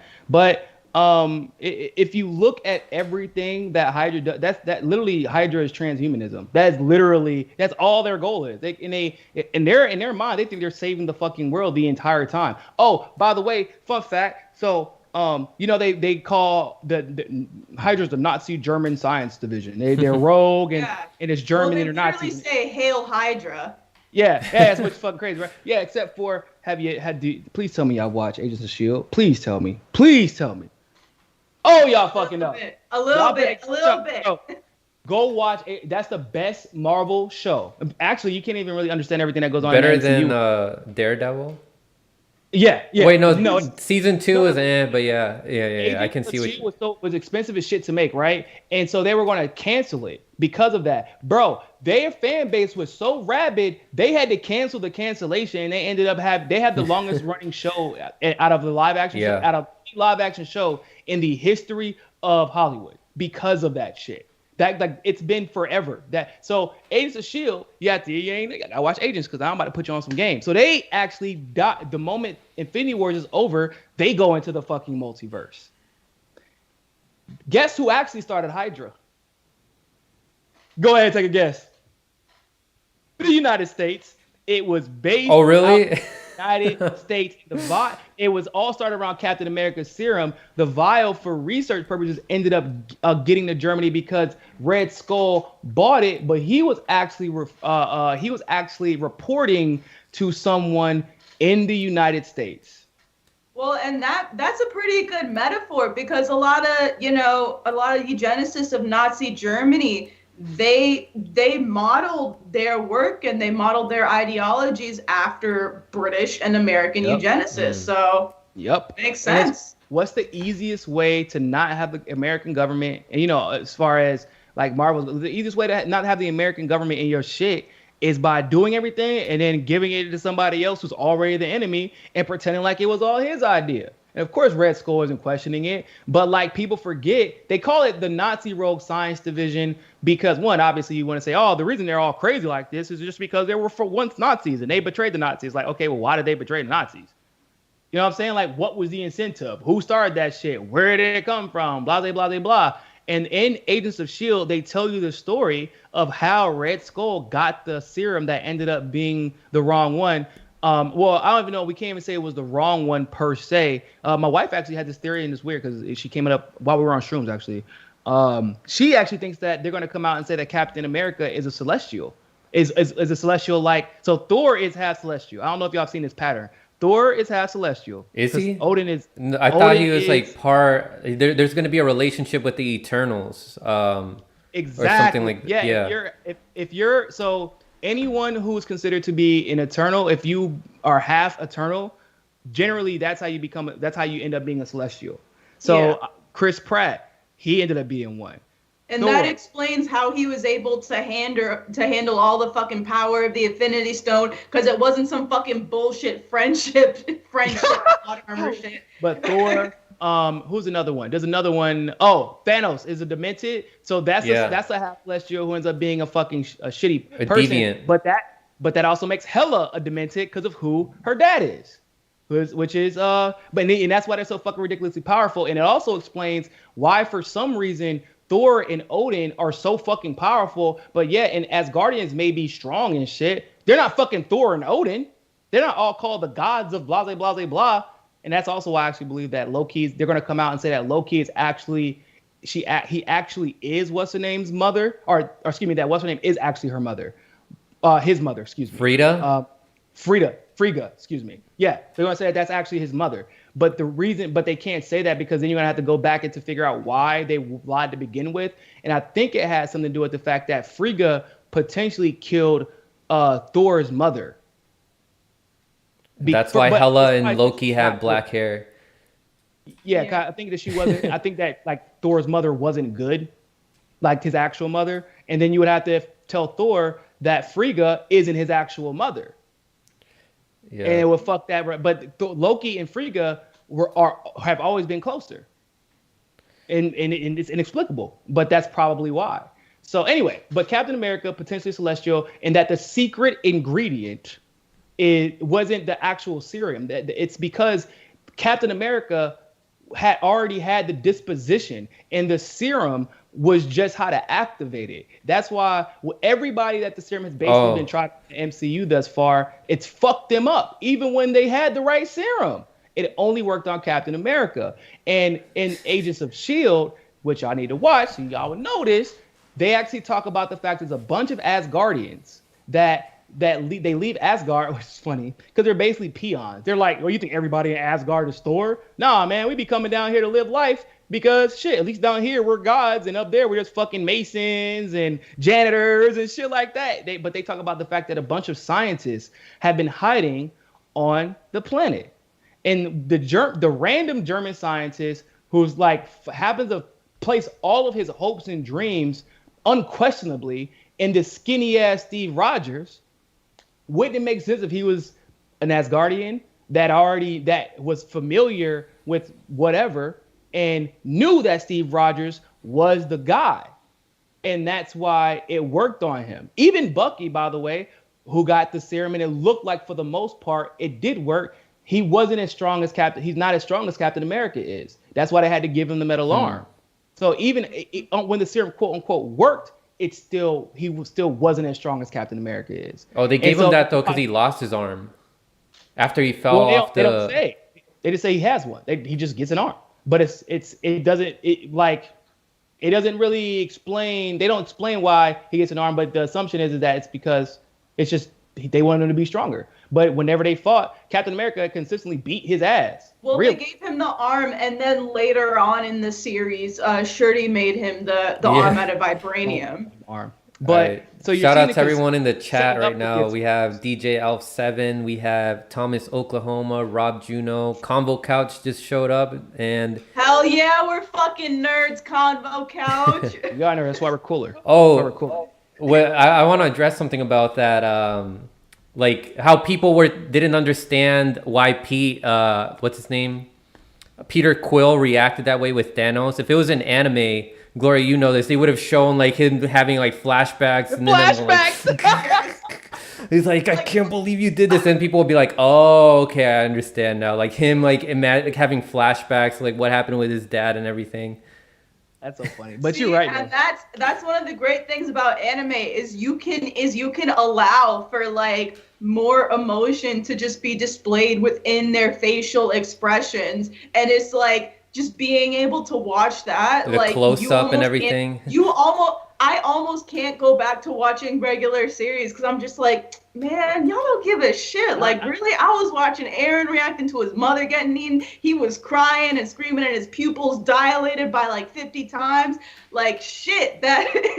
Yo, and you can't do that with normal things. And that's the benefit of anime, is it allows people to live on their emotions more. And like you get to go through the character development with them. You get to you become close with the character. Like that same thing with MCU, same thing. Even with Harry Potter, that was like largely the reason that Harry Potter, like I would feel like by the third movie is when it was like everybody, it was a thing. Like when the new Harry Potter movie came out, even if you didn't even like Harry Potter, because like Gloria, you don't remember these days. But like Harry Potter came out when I was in elementary school. Okay, so. And then they released the movie, I think, in 2000, the first one. There's 12 movies, and the last one's 2012. So the first one, 2000. I was 10 or 11 years old. Never read a Harry Potter book in my life. I saw the first one on VHS. I'm like, that's all right. Second one, now I'm a kid, right? So I'm only thinking about it from another 12-year-old like motherfucking Harry Potter is. So as he's getting older, I'm getting older too. Actually, I think almost at the exact same rate. Yeah. So now by the time we get to the 12th movie, or 7, was it 7 or 12? It's 12 movies, right? No, it's 12 years, but it's like 7 or 8 movies. But anyway, I am also the age and going through all those emotions and all that shit that Harry Potter and Hermione and Ron and they're going through relationships now, and niggas is getting jealous and they worried about balls and dancing. It becomes more mature as you become more mature. Exactly. Yeah. And animes definitely have that same quality for sure. Bro, and especially with longer animes too that you get to grow up with. Like, you think of Full Metal Alchemist fucking Brotherhood. You watch Edward Elric go from a fucking 4'3" midget to being fucking taller than his girl. It's like that moment in the series when it comes up and you see Winry stand up and she's shorter than him, and it's like, oh shit, I forgot, yeah. Edward's grown up, holy shit. And then bro, that's the thing with all these series is you feel their fucking emotions, bro. If y'all Gohan. Watch Demon Slayer, get on watching Demon Slayer. If you don't, oh my god, y'all need to watch Mob fucking Psycho. Mob Psycho is great. They also have the psychic testing stuff in that anime. That's what I'm saying, Franco. Yeah. That's what I'm saying. After this conversation, y'all have to watch Mob Psycho 100. It's literally about a middle schooler with psychic powers that are tied to his emotion. So literally the angrier he gets, it'll go to 100% anger, and then it'll give him super strength, super powers, and it's awesome to watch because the way the animation is it's a visual representation and like an extreme personification of it's also hilarious. his emotions, and it's so awesome to watch. And it's like the entire time he's like, but I know these powers don't define me, I have to keep improving as a person. And it's so fucking good. And I see you, fucking Combo Couch. I know damn well I'm a fucking nerd, and I embrace that. Jen Flute said that is Thanos' snap the precursor to public acceptance of global eugenics by virus meds? Yep. Oh yeah. Oh no. Let me tell you some shit. So you know what's so funny about Thanos? And both Infinity Wars and Endgame. So at the end of Endgame, I turned around, looked at my friend. I said, I called my friend. I was just saying, I looked at my wife. I said, yo, I don't want to ruin this movie for y'all, but like, I got a question. And they were like, what? I said, he got the stones, right? Yeah. I know he said he was worried about resources and it's a calculus and all that shit, right? I'm like, yeah, like, but there's two ways to balance equations. Why the fuck didn't you just snap more resources? And then they asked the writers that, and he's like, well, he's a flawed character. That's the point. Because he was making decisions with his ego and his shadow. It was really him, like, so people don't know, like, Thanos was treated like fucking dog shit when he was a kid. That's how he became the Mad Titan, because, like, he doesn't look like his parents. He's, like, a demented. So, like, his parents are small. Like, they're not, like, big and fucking bulky like he is. But because he looked like that and all that shit, he was treated like shit. So what does he do? I got to create my own fake family and, like, over-invest in them. And even the way that he handles that situation is fucking weird, because he thinks by torturing them and pitting them against each other, oh, I'm just making them stronger. Like, no, if you go look at the wildest scene on Infinity Wars that you watch on Shrooms is when he's torturing Nebula while looking at Gamora, knowing, and Nebula screaming at the top of her lungs, and he knows that if he doesn't get this Soul Stone, he can't do shit. But no matter what, he will not lay a motherfucking finger on Gamora. Nothing she could do.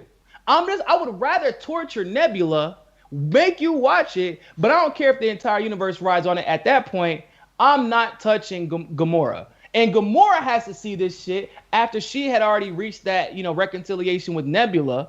Nebula has to watch this like, are you fucking kidding me? So you're telling me even when the entire universe is riding on it, you would rather fucking torture me?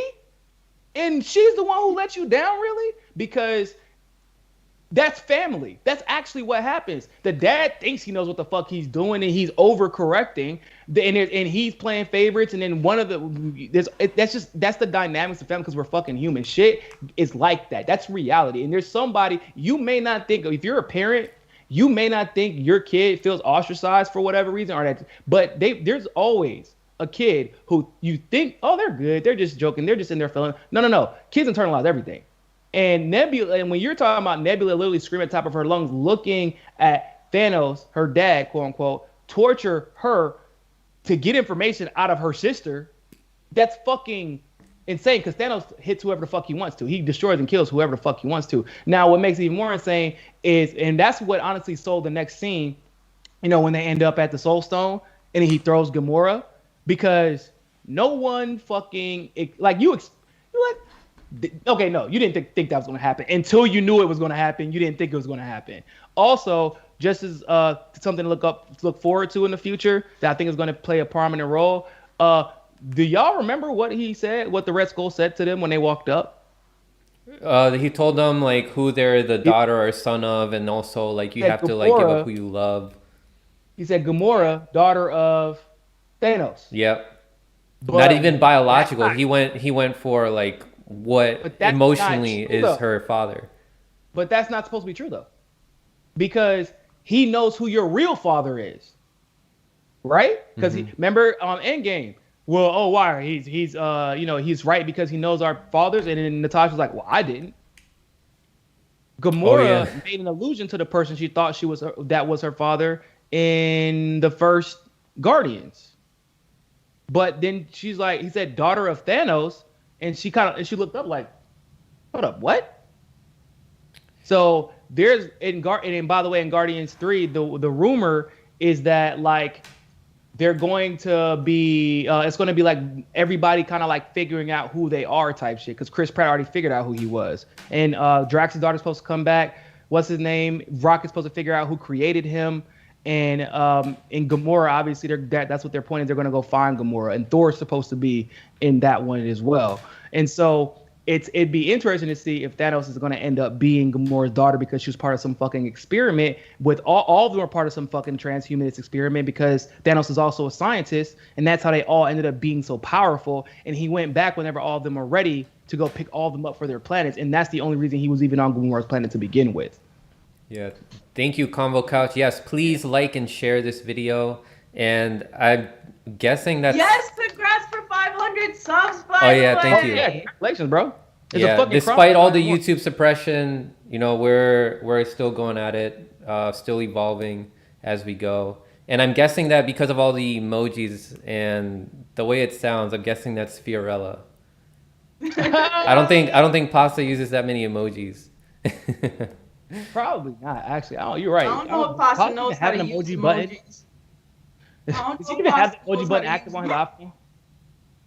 Yeah, we're trying to get Pasta to debate what's his name, Michael Tracy, but from now on, like, hey yo, Michael, if you watching this, bro, stop dodging our man. Did you see what he said to me? I know you don't want smoke from that white man, but like you gotta come get the smoke. And every time someone asks Michael Tracy, like, hey, you should debate Pasta, he's like, what's the topic? What's the proposition here? Yeah, what's the proposition? On what grounds are we debating? It's like, bro, you know what it's about. You fucking know Michael Tracy. Last time they talked, it didn't go well for Michael. It didn't go well for Michael. People get this idea that like you can base someone's thought process off of 280 character tweets on Twitter, and because Pasta doesn't tweet a lot, I can guarantee he didn't really know what to expect from him the first time. Michael ain't stupid. He ain't falling for that fucking trap again. And that's why he's dodging, to be real, because Pasta, I thought I was an election integrity expert until Pasta really took that shit seriously. That motherfucker's far beyond me now. Like, I can't even keep up with Pasta and Johnny and Fee, really. But Michael ain't gonna engage with no female or no little color boy. So, let me just be real. People respect Pasta, want to debate with Pasta because they think that Pasta being a white man gives them some type of fucking just some credence. Like, oh, I can validate him. I'm not going to validate those people because that's not worth my time. And yeah, except for you step into the ring with fucking Pasta if you want to, and he gonna be so goddamn nice about the whole time, bro, which is the worst part. Bro, that's the worst part. Such a dickhead like because that. My god. He knows he's right. When was the last time? Aware of, he knows, and it's fucking hilarious because whenever the other side realizes it, they get. They do the same thing when I debate too, but it's different with Pasta because he doesn't fucking nothing. He doesn't bend. He's just like, it's okay. Listen, it's okay. It's fine. I'm not mad at you. I don't hate you. We need to work together. I think that there's a lot of truth to what you're saying, and I really believe that your heart is in the right place. I just think that we have to pay attention to the facts. I'm like, bro, that's so true, bro. Such a dick. And Pasta, if you're watching this, you a real dickhead too. And he'll go off stream too. And if you talk to him in person, he'll be like, yeah, I just want to punch that dude in the fucking face. He said that in the live stream yesterday on Slow News Day in the individual. But I think he was saying that about Jamal Thomas. Yeah. No, I don't think he said that about Jamal, but he was frustrated because of what the conversation they had previously on Fault Lines. Their conversation this morning was good, but I'm guessing they had some disagreement about the election integrity. And the disagreement is, how do you all of a sudden not believe in election fraud? I don't understand what now election fraud isn't possible because the Democrats said it. And now right now, and I think everybody would agree, the burden of proof is to prove that the election was legitimate. It isn't to prove that the election was illegitimate, because we haven't had a legitimate election, especially like Steve said yesterday when we were on the vigil, in the age of voting machines. There's not been a single one. And now we can't even talk about it on YouTube. Someone said we should have a discussion with Greg Palast. Oh Nah, gosh. Greg Yeah. just smoke. Greg Palast is a grifter, bro. Like He, just textbook grifter, honestly. Like he'll talk about, oh, Dems first of rigging all, their elections for like 2 days in the primaries, and that's it. And then during the general elections, it's how Trump stole the election. This dude has a whole fucking book out about how Trump stole the election. bruh, and it's the same fucking book over and over and over again. And what's even worse is, and I won't even say he's textbook grifter. He's not textbook grifter. He's actually worse than a textbook grifter because he's mastered it in such a way that both the left and the right had this weird amount of respect for him. So if he says something and they're like, no. It was actually Trump. I think Trump losing kind of fucked his whole grift up, to be real. I don't know what the fuck he about to do next. It did, because Like, he wrote a whole ass book about how Trump stole the election. because even he knew that Trump was supposed to win, like based off of the fucking numbers. Like, it is what it is. You know what I'm saying? Like, this motherfucker's popular as shit. People who don't want to accept that, I mean, go anywhere in the goddamn country, and you'd be hard pressed to not find a Trump sign, motherfucker. I've been riding around New York City with motherfuckers with big ass Trump signs in the back of their car. It don't make no damn sense how popular this dude was. And even Greg Palast knew this, which is why he wrote a book preempting something that never even fucking happened. Everything that he's describing in his book actually looks like it happened for fucking Biden. And but no, it's actually Trump who tried to steal it. Well, how did he try to steal it? Well, he was he's racing people off the voter rolls, and well, hold on, I thought Democrats did. Democrats. Did that happen? No, but voting machines, ES&S. What about Dominion? Then who runs Dominion? I know. Can we just reschedule this interview for the Democratic primary? Please. Did you see him on Jason Burmas, like when they were grilling him, and he's like, "Oh, I gotta go. I'm running out of time. I would love to answer you on my website. I would love to answer questions on my website." And then he logged off. Are you fucking kidding me? Yeah, Anthony Reyes, who's in the chat right now, is the one that shared that video to me. You go ahead and link that video, Anthony, so people can watch it later. He just like fled when people were grilling him. God. In that panel with Jason Burmas. So the first time, and it's so dangerous too. You're right, Niko, because like now Greg Palast has cemented himself as like the election integrity guy. So like anytime progressives want to talk about election integrity, you gotta get Greg Palast on, or like I'll be talking to someone like, hey yo, you really gotta look at this election integrity stuff, and they'll be like, yeah, we're having Greg Palast on our podcast. It's like, really, bro? And then it's like, oh no, combo couch. Why can't they wait until Greg Palast says something? And it's like, motherfucker, I'm not waiting for the white man to do shit that I can get on the ground. Yeah, right. Especially right. I'm not going. I'm watching Pasta and Fee for anything election integrity before I watch. Bro, so funny story. So Greg, Pasta and Fee actually interviewed Greg Palast. I think it was during the whole KDM shit. Right before I think we left. And when I'm watching him and like listening to him talk and kind of like watching mannerisms and hearing how he's talking about himself actually, in a very like kind of like very vain way. And very braggadocious. I look at when they get up here and I look at Pasta, I like, yo, Greg is cool, bro. But I don't really trust him all that much. And I couldn't even put my finger because he was during the primary, so he was getting it right because he gets it right during the primary before he hits that ultimate switch that he tends to hit. 2 weeks. For like 2 weeks, and then that's it. Yeah, and then but I couldn't put my finger on it, but I did remember like. He was talking about. I remember what he said during the primary because he spoke in Philly with us. He spoke in Philly and he was speaking the truth, but then out of nowhere he stopped talking about Hillary.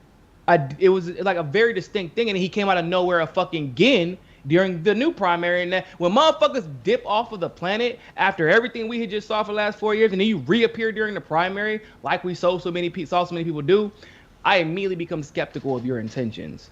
And Greg proved me, and we knew the moment that Biden won, and in the fashion that he won, that it was going to expose a lot of frauds. And I'm almost thankful that he won. I know it sounds weird, but the reason why is because it's like the love for Bernie is dissipating. People are seeing through it. The real one, like not those fucking AstroTurf bots on Twitter. I mean, the real people. There's some people still disillusioned, but a lot of people, they see it. AOC, yeah, I couldn't believe it. Yesterday morning, I woke up, bro. I saw that goddamn Venezuela bullshit clip. I was like, hey man, it's fuck AOC. Not a single response from one of her fucking trolls. Nothing. No, give her a chance. No, we don't want to destroy our allies. Nope, everybody like, man, shit, you probably right. Well, on that note, I'll say it's at least somewhat comforting to know that on a couple days ago, when it was the anniversary of Fred Hampton's assassination by the FBI, and Jamal fucking Bowman was like, Fred Hampton was murdered on this day, and he said, we fight, we don't fight racism with more racism, we fight it with solidarity, without finishing the fucking quote. I was glad to see capitalism. I was glad to see everybody in the replies going, hey, yo, you gonna finish the quote, homeboy? And of course, when I said the same fucking thing, some fucking AOC stan comes in my mentions like, well, what did Tulsi say about Fred They always Hampton? have to bring up Tulsi. I'm like, okay, so why don't you go to everybody else in the fucking replies and say that shit? Or do you only want to pick on the brown girl with the hibiscus in her name? Well, it's because specifically, Tulsi is still the biggest threat. Like, it's kind of crazy that they still consider her the biggest threat. Like that article today that came out about Swalwell, but they used Tulsi's picture and her name. Did you see that shit? I didn't see it, bro. So you saw the shit about the Chinese spy, right? Yeah.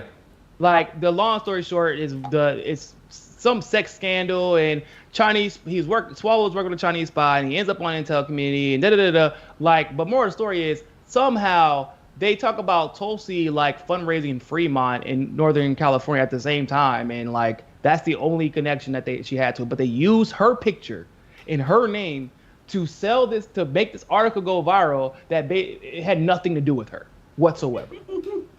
And then, like, I'm like, y'all are fucking insane. Like, is she really living that rent free in y'all fucking minds? But it just really shows you that the world, that this fucking ugly underbelly of that world, they do still see exactly the threat that Tulsi is and will likely be in the future. Well, and because they still live in the primaries where fucking, Saint Bernard is God's only savior. I don't think it's that. It's beyond. It's now, there is no Saint Bernard. It's just, Bernie. There is no AOC. Yeah, she got a little following still, but that shit is all neoliberal. And some people, when they want to get a few little retweets and a few little likes, yeah, they like the shit. They'll say, oh, yes, I like this. I approve of this. But like, these motherfuckers be DMing me. They don't like AOC either. It's low key kind of a fucking grift. Like, but now at least they're okay with criticizing AOC. I'll fucking take it. Okay, cool. But now you're even beginning to see. I'm not fucking taking it. I'm sorry. I'm at the point where I've lost fucking patience. It's like, you think motherfucking Julian Assange got time for you to be like, oh, it's going to be profitable for me to criticize AOC just a little bit. When you go at Trump for his attacks on the freedom of the press, but won't speak up for a dude being fucking tortured for exposing more crimes. Like, listen, I ain't got no motherfucking patience for these people, and luckily, I don't fucking have to. But she's not going to be the one that saves Julian Assange, and I think we've already basically been resigned to that fact. Yeah, but on top of that, I don't expect any of these people to break Julian out of prison or some shit like that. But the thing is AOC and Bernie have fucking bases that they can mobilize. Like Bernie Sanders, I remember it so well because that was like just when I started getting into politics, when the fucking Graham Cassidy healthcare bill was about to go to the floor, he fucking mobilized his base to go and shut that shit down. Oh yeah, he knows what to do. AOC or Bernie did that same shit to fucking mobilize a massive public pressure campaign for Julian Assange, then like, please. If Bernie had started a third party, people would have followed.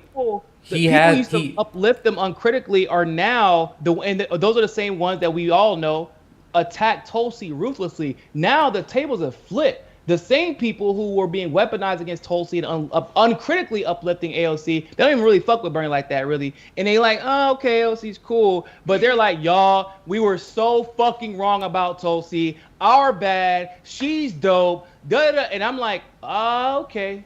The tide is turning. Because you're right.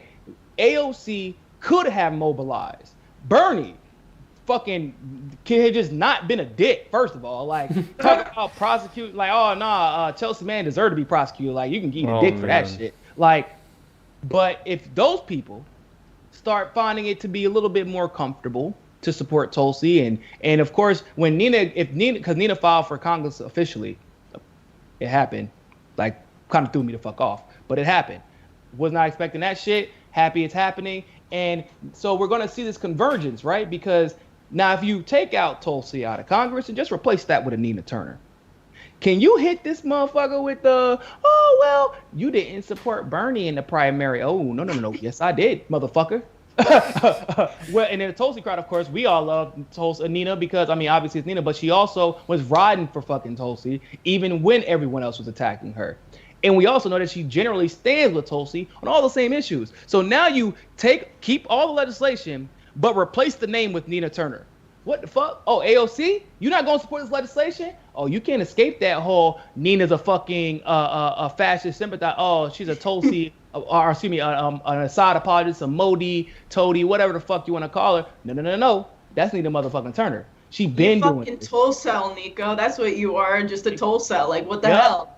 Yep, and you ain't gonna be able to hit no Nina or her supporters with any of that shit because the wrath of the entire fucking Bernie movement, all of the Yang gang, all of Tulsi's people will fucking converge on your ass. And so it's either AOC, you get the fuck right, or you get exposed. And at this point, it's the best thing that could come out of Nina being in Congress is exposing the fucking squad.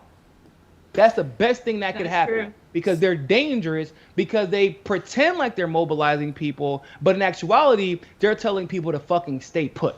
So see, I feel like you're more I like how you're more optimistic than me though, but at the same time, it's like I also don't have a lot of hope for people seeing AOC get exposed just because like she's already done so much shit. And on top of that, she has all the support of like these astroturfing, grassroots organizations like Sunrise, like Extinction Rebellion, like Naomi fucking Klein, who do all the gatekeeping in her name, in the name of thy holy Green New Deal. And like, of course, all these organizations are a part of the Great Reset because Klaus Schwab has said it himself that he's looking towards these youth movements to really be a catalyst for the Great Reset and to help shift momentum for a better future, one that's green, these lovely green capitalists and these green drone bombs and these green smart cities and this green deep sea mining. And it's like,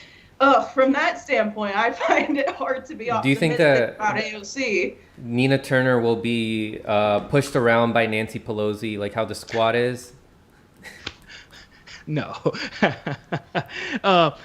Just if for no other reason, Nina is the type of black woman that ain't gonna let no motherfucking white woman ever in her goddamn life disrespect her or get out of pocket. Like just for that sake. Like that's just the type of person Nina is.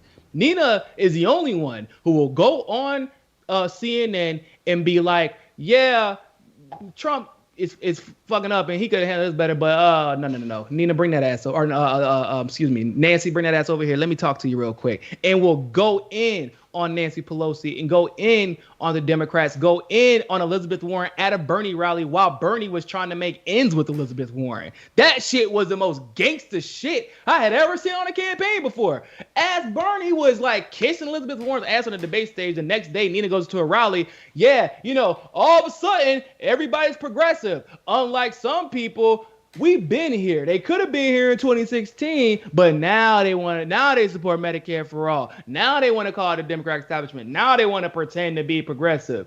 I'm like, oh my God, Nina, Jesus Christ. Like, because that's just who she is. I'm not saying Nina gets it right 100% of the time, but I am telling you, and I can confirm for a fact, if she feels like she got it wrong, she will go figure out how to get it right. That's why people like her. and it's something to be said for the relationship that she's established with Tulsi and that she's maintained with Tulsi and that she clearly takes seriously. It's almost as if you remember in Inception, whenever they all had that piece to make sure that they're like in reality, because eventually it just becomes so indistinguishable. It's like almost like Tulsi is Nina's true north, and that's why she always makes sure that like everybody knows that's my sister. We are in this together. There's nothing that you can say about her that's not gonna make me love her. And as long as that remains true, then Nina is going to be Nina, and we know we haven't lost her. And I would say the same thing even about Tulsi. So you're predicting that Nina is going to be there to turn the house upside down? If she gets in the house, it's going to be turned upside down. That's the fact, yeah. I mean, I don't know if she's going to get legislation passed because of the nature of the beast. But, like, do we want Nina to be there to pass legislation or to fuck shit up? That's true. Because the legislation will pass itself. Congress, I would go into Congress to fuck shit up. We are moving towards an age of revolution. You think this lawsuit by the Federal Trade Commission against Facebook to break them up is because the politicians are so altruistic?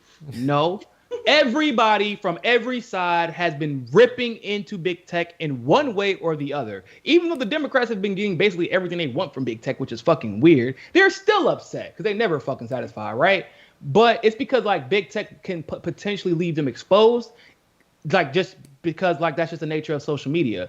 But Republicans obviously have more of a legitimate reason. It's mostly the Trump supporters have more of a legitimate reason to be upset because they have been disingenuously attacked by these Snopes and shit like that, where everything is peddled as a conspiracy theory if they said it. That's not fair either. Russiagate is fucking fake. That's fake news. And when Facebook is getting shredded like that by 48, not only just the FTC's attorneys, but 48 other attorneys generals. Every attorney general in the fucking country is not a Republican, people. And if you read that complaint, this ain't no, we gonna pull out of Afghanistan unless we have to go back to destroy ISIS. Pieces of bullshit. Like, we know what that's, no. Go read that fucking complaint, bro. They are tearing Facebook the fuck apart. And the precedents accidentally, because of them reacting to this, could be so massive that you're going to end up seeing an internal war within the government, because the precedent that is going to be set if Facebook loses is ABC is next, or Alphabet, excuse me, not ABC. Alphabet and Google and YouTube is next. If Alphabet and Google and YouTube is next, what does that mean? That means SpaceX is next. Ooh, okay. Yeah, that's the precedent. And you got 48 attorneys general. 48. Where is Biden's administration at on this? Where are they at? Why aren't they talking about it? Biden's all cozying up with Eric Schmidt. That's where he's at. That's not good enough. Eric Schmidt's ass is on the line too. He can't stop a federal lawsuit from going through. The Trade Commission they're all in on it. All of them have agreed. This shit, Facebook needs to be broke the fuck up. And not only that, but they said they got to do damages. They got to pay for damages. So anybody that they stopped from becoming successful by crushing their competition, they're likely going to have to pay money to them. That's how serious these people are. Once again, has nothing to do with altruism. It has everything to do with they feel like Facebook has gotten too big for their britches, and politicians don't want anybody to be more powerful than they are. But by doing that, because like this is what always happens, right? A lot of the times, like you always end up, people end up accidentally like trying to, I guess, diverge from their path, like to change their path. They end up leading themselves right to it. And it's usually because they're pursuing their own self-interest. But if that's the only reason you're doing something, then you will eventually end up having it backfire on you. Like history has shown us that good things have happened because dumb motherfuckers pursue their self-interest, only thinking about the short term, never thinking about the reverberating effects. AKA, let's make Trump the Pied Piper candidate. We got this. We can definitely beat him. Oh shit. No, we can't. Oh my God. Russia. Like, I don't know. Like, that was the dumbest motherfucking, like, conspiracy theory in the history So of this easily goddamn. debunkable. So Oh my god. they were like, that's how unprepared they were. That because It's like y'all think the JFK magic bullet theory is bad. Wait until you get to Russiagate. That's how bad it is. So when these companies get broken down, like big tech gets like broken down, what does this mean for censorship? Well, I don't know what that particularly means for censorship, but what it could mean competition-wise is if they want to censor, there will be competition more like Rockfin, more like Odyssey, and hopefully we get a Facebook similar to that. And I think that Minds is going to be one of the ones that gets paid in damages because they're very similar to Facebook, right? But if you have any of the services, this is what the complaint said. They got verification. If you have any of the services that Facebook offers, you cannot have your app communicate with their API. So like that's like, motherfucker, then how am I supposed to promote shit? Because you're not supposed to.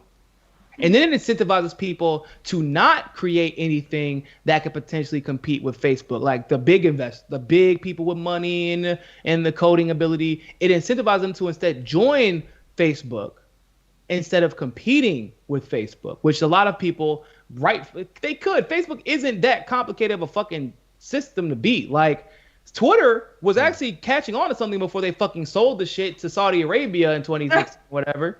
Like, they were beating the shit out of Facebook. Facebook was where your grandma goes to fucking chill. Twitter is where you go to have a party, okay? That's why the celebrities was always on that bitch. But even they kind of started falling off. But the formulas were out there. Facebook was crushing them. But then you start figuring out, of course, we know that like the government in one form or another is heavily invested into Facebook. And then once again, for those of you who don't know, the government is heavily invested into Google. The only way you can own stocks in SpaceX is if you invest into Google. And SpaceX got subsidies from, in addition, from the government, and now they're getting government contracts because they got paid to create these systems for the government that they're also about to get paid from. The money literally isn't leaving.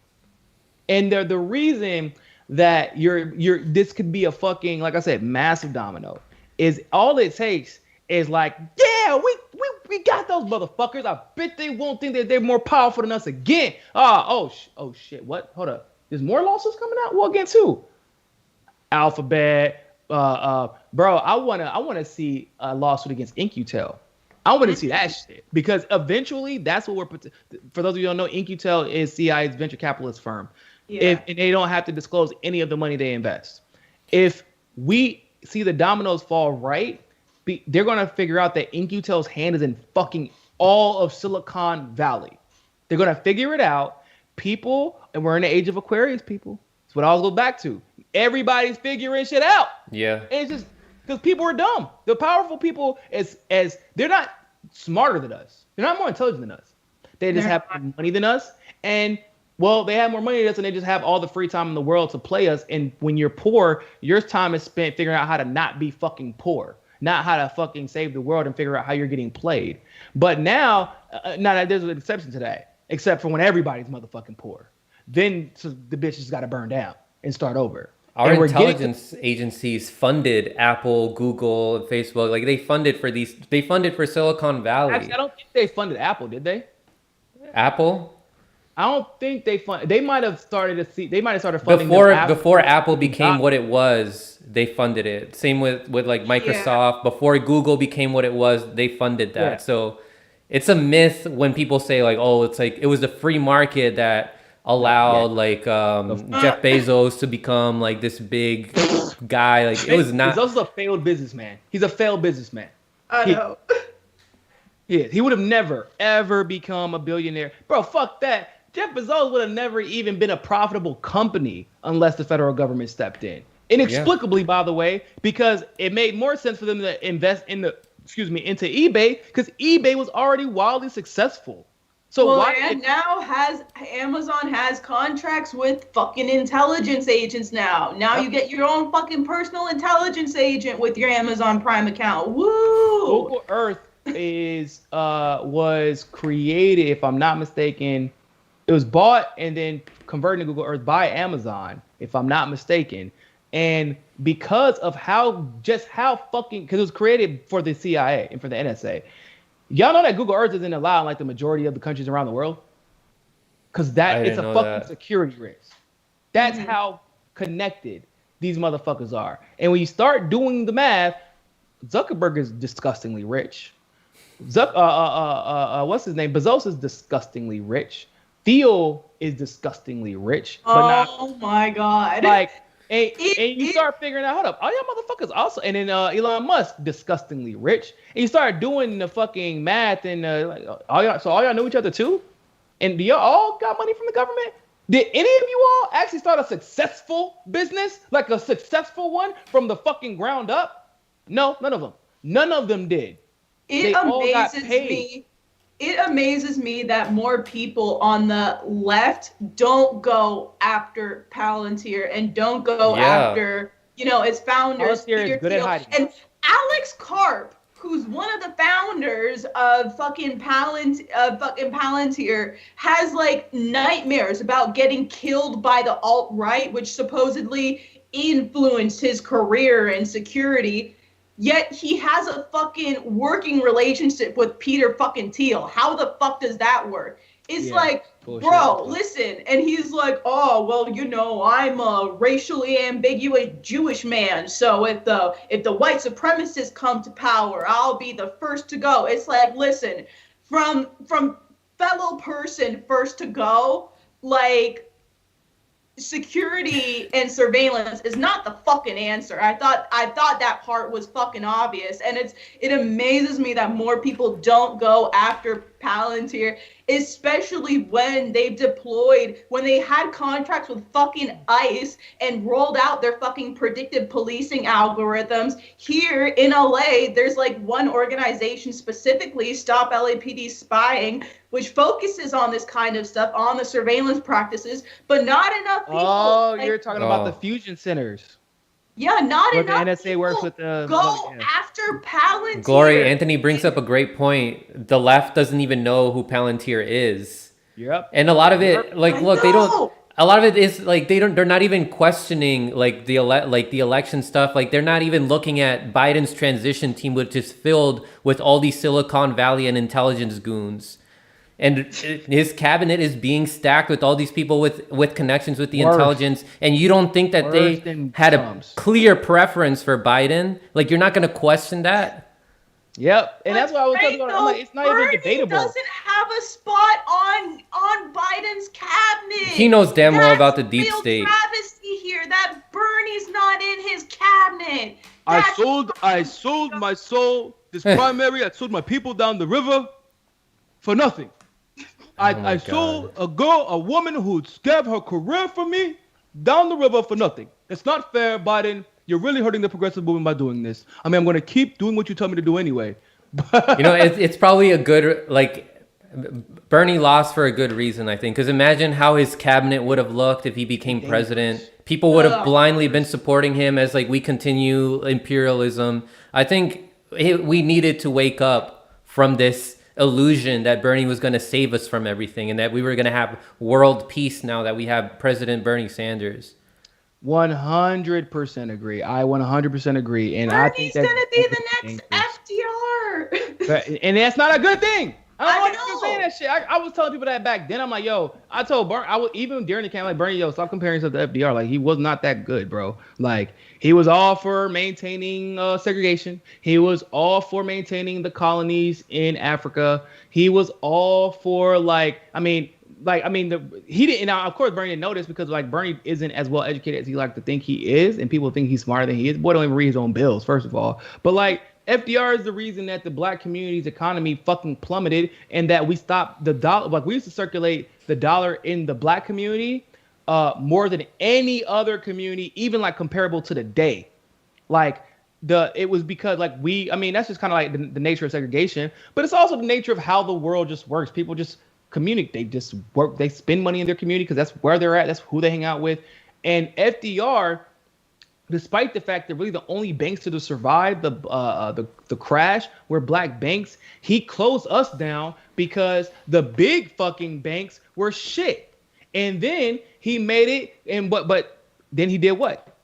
redlining through the Green New Deal. He started putting us in our fucking neighborhoods. We couldn't get bank loans. So you shut my banks down, so I can't get a loan from them, and then you shut those banks down. But even when you open those banks up, I can't get a loan from them. So how the fuck am I supposed to get a loan?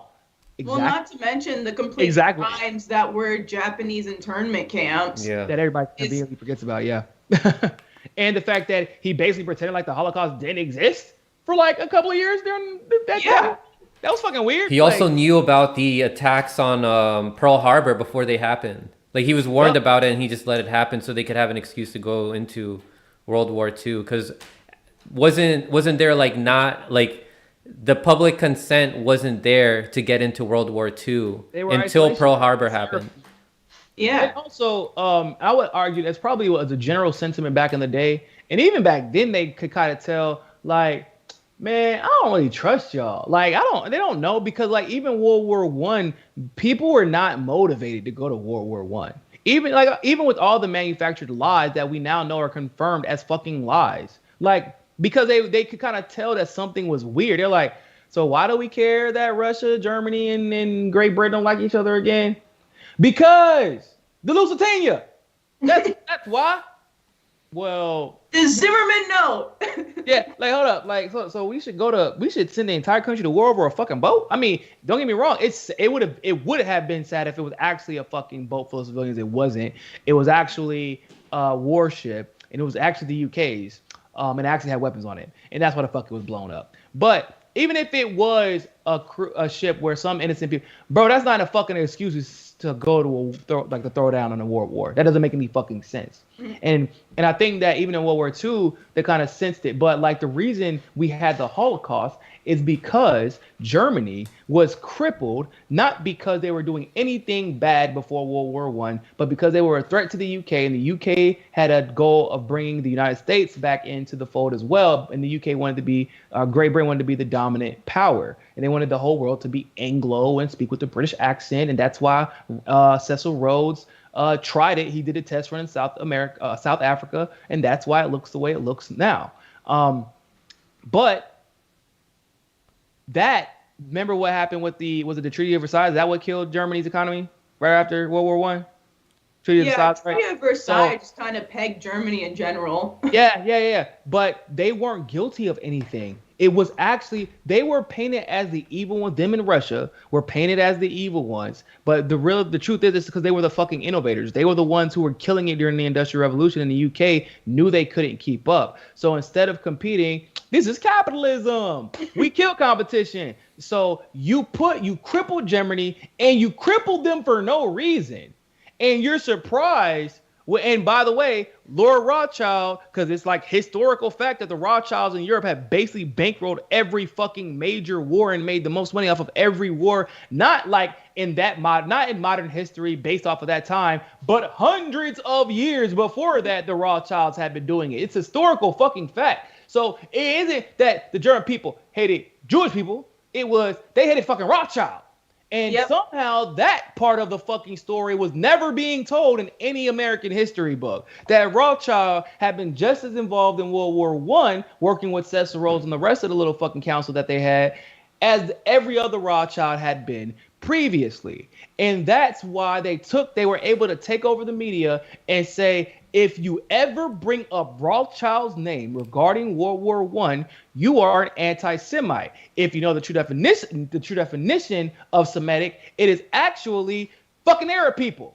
Yeah. Well, it's a language group. It's like including people of the Levant. Exactly. But somehow that got turned into, it means you hate these pasty Eastern European Jewish people. And it has nothing to do with those people. Because, well, when you got the money, spend it. Now, I don't ever have to worry about my name being fucking said. And I will never be connected to this. And by the time I am connected to this, it'll be way too late. Don't forget Prescott Bush, is his involvement. Grandfather, and how, grandpa of George Bush, father of George H.W. Bush, and his involvement with helping all these companies fund the campaign for Hitler they were funding that. He was on that council. He was on the War Economy Council, literally the fucking War Economy Council. Like that's all their job because there were so you many. wonder how the Nazis got so fucking powerful. It's because we helped fund their shit. Yeah.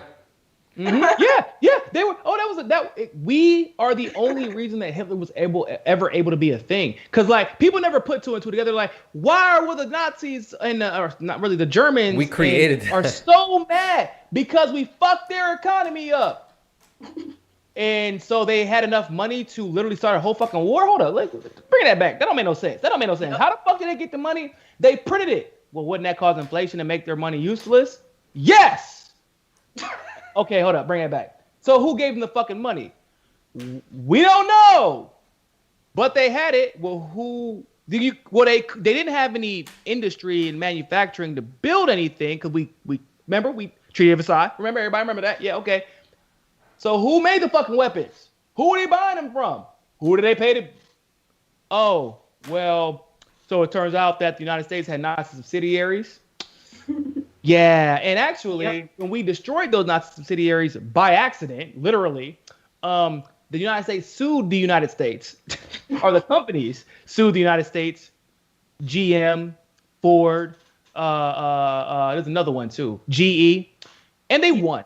They won the lawsuit for the United States while engaged in war, accidentally destroying their Nazi subsidiaries. Yeah, well, and you wonder where the Nazis got the idea of concentration camps from. Newsflash, they didn't pull it out of Goebbels' assholes. They got the idea from Great Britain. Yup, and people are like, holy UK, and but I'm going to be Churchill. But I'm going to be the next FDR. Oh, fuck you then. I don't want you to be president. If you were to say Henry Wallace, I'd have been like, I'm riding out with that. Hell yeah. Let's do it. No, that's not what he's saying. I want to be the next FDR. And it's funny because for Bernie to be a socialist and to say FDR instead of Henry Wallace, that should have been everybody's big fucking clue. Because there is no way that as a socialist, even a fucking democratic socialist, whatever the fuck. But if you're gonna even consider yourself an anti-imperialist socialist, as Bernie considers himself, I don't know why, but he considers himself to be that. Like, then my immediate reaction would be Henry Wallace. If you know in your history, and I'm sure he does, because Bernie is definitely old enough to know the difference. He purposely doesn't mention Henry Wallace because he doesn't want to be associated with that label. Even though Henry Wallace was like the second most popular politician in the fucking world, and most of the world liked him more than they liked FDR. Most of the rest of the world loved fucking Henry Wallace. The United States, bro, even though they hated communists at the time, they still loved fucking Henry Wallace. They still loved him. That's why they couldn't let him win. The world would not look the same if Henry Wallace won. And everybody knows that shit. And then what happened when they replaced him with Harry Truman?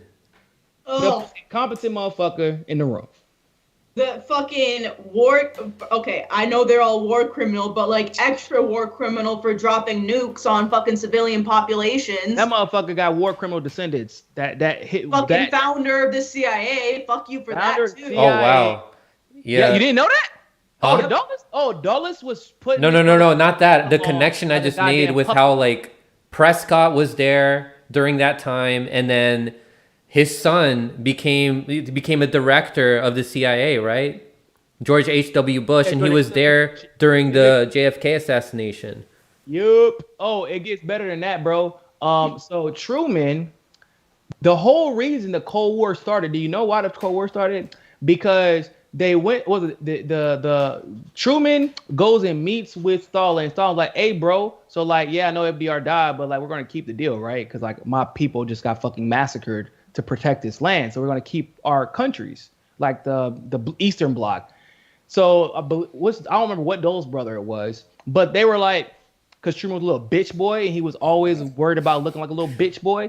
And yeah, hey man, that nigga, he's Stalin trying to play you, bro. Like that deal wasn't ever made because the deal was actually made on like a little fucking napkin or some shit like that. Exactly how they were going to split the countries up. The only person who could have split the difference there and told Truman the truth was fucking Churchill. The only other person who was there.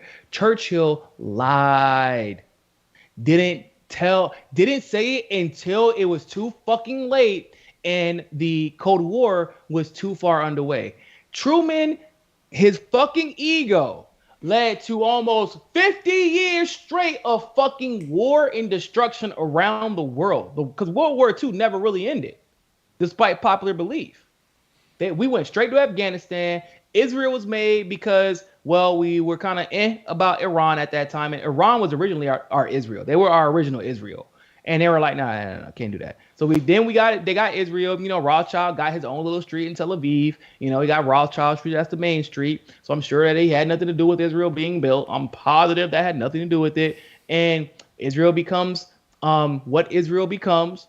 And we start seeing things unfold. We were in Afghanistan back then. We were trying to go to war with Iran back then. We were in Iraq back and then. 50,000 coups in 50,000 coups all over the global south. And the same companies were involved in almost every coup, like Ford, GM, and then the same research institutes like the Stanford Research Institute, the Chicago a school of economics, same ones involved in all of those coups.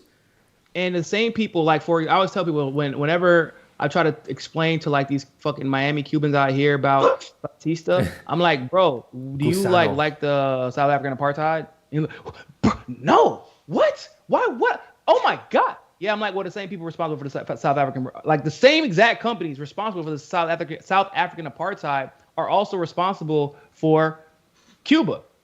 Some of us don't know shit about Bautista. They just know how to be anti-Castro. It's like they don't know. It's crazy. It's almost criminal when you bring up to a Cuban around my age, maybe even a little bit older. Oh, do you know Batista? A lot of them don't even know this motherfucker ever existed. Yeah. Like that. I'm like, hold up. So y'all know the history of just how horrible Fidel Castro is, but y'all don't even know who the fuck he overthrew? That don't even make any sense. Yeah. The amount of people I get that be like, I am so passionate about my free speech because mis abuelos fled the notorious Castro. The girl from the MPP, MPP thing. What was your grandparents do with Bautista then? What you mean with Bautista? He's matter of fact, we got some questions now. They don't even know they be setting themselves up now, and people are becoming more and more educated. If you try to pull that shit now, a lot of people be like, what you mean your parents was chilling with Batista? What the fuck? What's your parents do then? What do your parents do? I'm not going to your house because your parents probably fucking racist. At least one of them is. You know what I'm saying?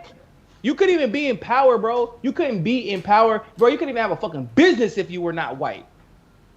Couldn't have a business. You damn sure couldn't be in power, and you damn sure couldn't be a politician unless you were white. Because not only were they segregated, but you had to be white, and you had to be in the pockets of the American sugarcane cartel. You had to be. And that's what Batista was there to maintain. Why do you think it was so easy for Fidel Castro to get everybody to fucking join his team? Hey, I mean, I can't promise y'all everything gonna be all hunky-dory, but at least we won't be segregated anymore. Fuck it, where am I going? Hell yeah. And the Cuban Revolution too, it had several splinters. There were strikes happening. There were people who were just general advocates for nonviolence that didn't want a war at all. But they all agreed, hey yo, these two dudes, Fidel Castro and Comandante Che Guevara, they finna take out Batista. We riding with them. And these revolutions in the global south, they don't just happen because they're like, all right, we need a violent revolution right now. No, it usually happens because they're defending themselves. It's gotta be the conditions have to be so fucking horrible that people are willing to put their lives on the line to change them.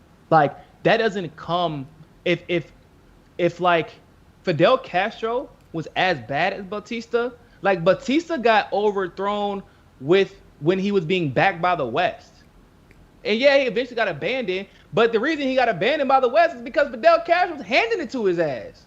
So if Fidel Castro was on an island by himself effectively against the West in the global south, and if he was as horrible as people were pretending he is, then why didn't the people fucking overthrow him? You know what they try to do? They would try to send people from Miami to go and overthrow him, and they would get their asses handed to them and get sent right the fuck back to the shores of Miami or get kidnapped or get arrested. And even still, Castro was willing to negotiate with the federal government to send some of those fucking people back. When he Never mind. I'm gonna say that. He should have. He was the most understanding dictator who had 50% male and 50% female legislature, who had a 99% literacy rate, who helped to build the infrastructure. Increased life expectancy. One of the best medical fucking. Even when JFK was first assassinated, Castro organized a meeting with the fucking Warren Commission people on a yacht to make sure that he wouldn't be blamed for JFK's murder,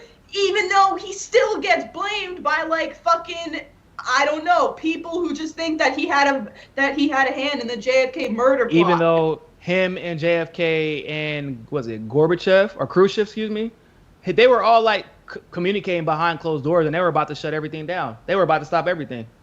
Because they all real, bruh. They all admitted. Well, Khrushchev and JFK admitted, like, bro, we ain't got control over this shit, dog. I'm trying. I want to be best buddies, but this shit ain't working out. And Fidel is like just trying his hardest to not just go the fuck off. Like, and I understand how hard that had to be for Fidel to not just storm the motherfucking shores of Miami and just say fuck it all, right? And by the way, given the situation in the global south at the time, there could have been some shit. There could have been some shit to go down, but he was willing to work with JFK. And if he was that bad, bro, when it's a true dictatorship, there's no legislature. Fidel Castro was effectively the commander in chief. He ain't know about policy. He just know how to put the right people in power to make the policy and to make sure that the specter of a Castro being there will never allow U.S. imperialism to impregnate the shores again. And that's why he was there for so long. What a fucking surprise. People want a leader that they can trust will never bow down to the empire. Oh my God, I can't believe it. Well, and not to mention, it's by the CIA's own fucking admission that people love Fidel. There's literally a fucking CIA document where it's just like, oh, well, you know, Fidel's too popular, so I guess we'll just have to turn public support against it by starving the entire fucking country. Yep. Like, that's literally per the U.S. government's own admission. These motherfuckers got cars. The same cars since 1920. Them bitches is still running. Like new. Bro, you can't be that bad when you got cars from the 1920s running in 2020. That's impressive. That is insane. Because it's not like they're not driving them. These aren't display cars for white people who want to act nostalgic, bro. These are like, I'm going to work in my whip, and it's the same whip that my grandpa whipped and my great-grandpa whipped, and it still whips. You know what I'm saying? Like, we, through a fucking embargo, created the cure for lung cancer and put it in an inhaler. That's not what dictators create. They can't do that because that requires a type of self-determination and motivation and security to be able to have that type of innovation in your country. And nobody was like, yo, I gotta fucking go. I forgot I got a wife I gotta go eat with because it's 10:40 and I'm hungry and I'm cranky and I'm sure she's probably wondering why I'm yelling around the room. So I appreciate it, guys. I really, really thoroughly enjoyed this conversation. You know, please come on the show soon. Frank, Glory. For sure. Glory, do your homework. Do your homework, Glory. Don't forget to get up. I see what time it is. I'm gonna maybe check up on you. I'm gonna tell Steve. I'm gonna give you that finger. Y'all ain't got shit on how I do my fucking schoolwork, okay? Nobody got shit on how you do your schoolwork. You ain't doing your schoolwork. You can't possibly. I do my schoolwork, bruh. Yeah, I just want to say. My schoolwork, I break the fucking Espionage Act for my fucking schoolwork. Literally, my econ paper was talking about the fucking Areva scandal in the Central African Republic, which got documents from WikiLeaks. Like, I literally incorporate my research into my classwork. And don't let the CI, the CI come after you in college. I don't fucking care. Really? I mean, I don't doubt it, but yeah. They recruiting. I don't doubt it, but I don't fucking care. We had a peace, war, and defense major that they always try to recruit former soldiers and people with like potential into. I got recruited into the peace, war, and defense program at UNC. We're only one of two schools in the entire country that had the program, and I was one of the ones recruited to it. Yeah, it was like so fucking obvious too. I'm like, no, I'm good, guys. It's cool. Are you sure? You have a lot of potential. A lot of potential for what? Yeah, I just want to peace, war, and defense. Mention how look at all the amazing stuff Cuba was able to accomplish on top of all the sanctions that they had. Like you guys already mentioned, like increase in literacy, increase in life expectancy, increase in medical research. But yeah, I really enjoyed this conversation, guys. And I guess the message people can take away is that people are waking up, and that's part of the revolution that's going to come with the age of Aquarius, is the age of critical thinking, the age of revolution. Niko and Glory, thank you guys so much for coming on. Are there any last things you want to say? Meditate, do anything mindful, do anything, and you're gonna hear it. 21st is gonna be just a wildly like powerful day, and everyone's gonna feel it. But just be mindful, meditate, and contribute to this great transition that we're about to have. Because if we do it successfully, the universe is gonna take the trash out for us, guys. Like, and we're just here to be the garbage man and pick up the shit. Yeah, and meditating and all that, being more spiritual, that's going to help you be a better critical thinker. It'll help you be a better political analyst. But yeah, Thank you guys so much. Follow Niko, follow Glory, subscribe to their channels at the MCSC Network, and over at Slow News Day you can find Glory Jones. And with that being said, people, take care and don't forget to stay informed.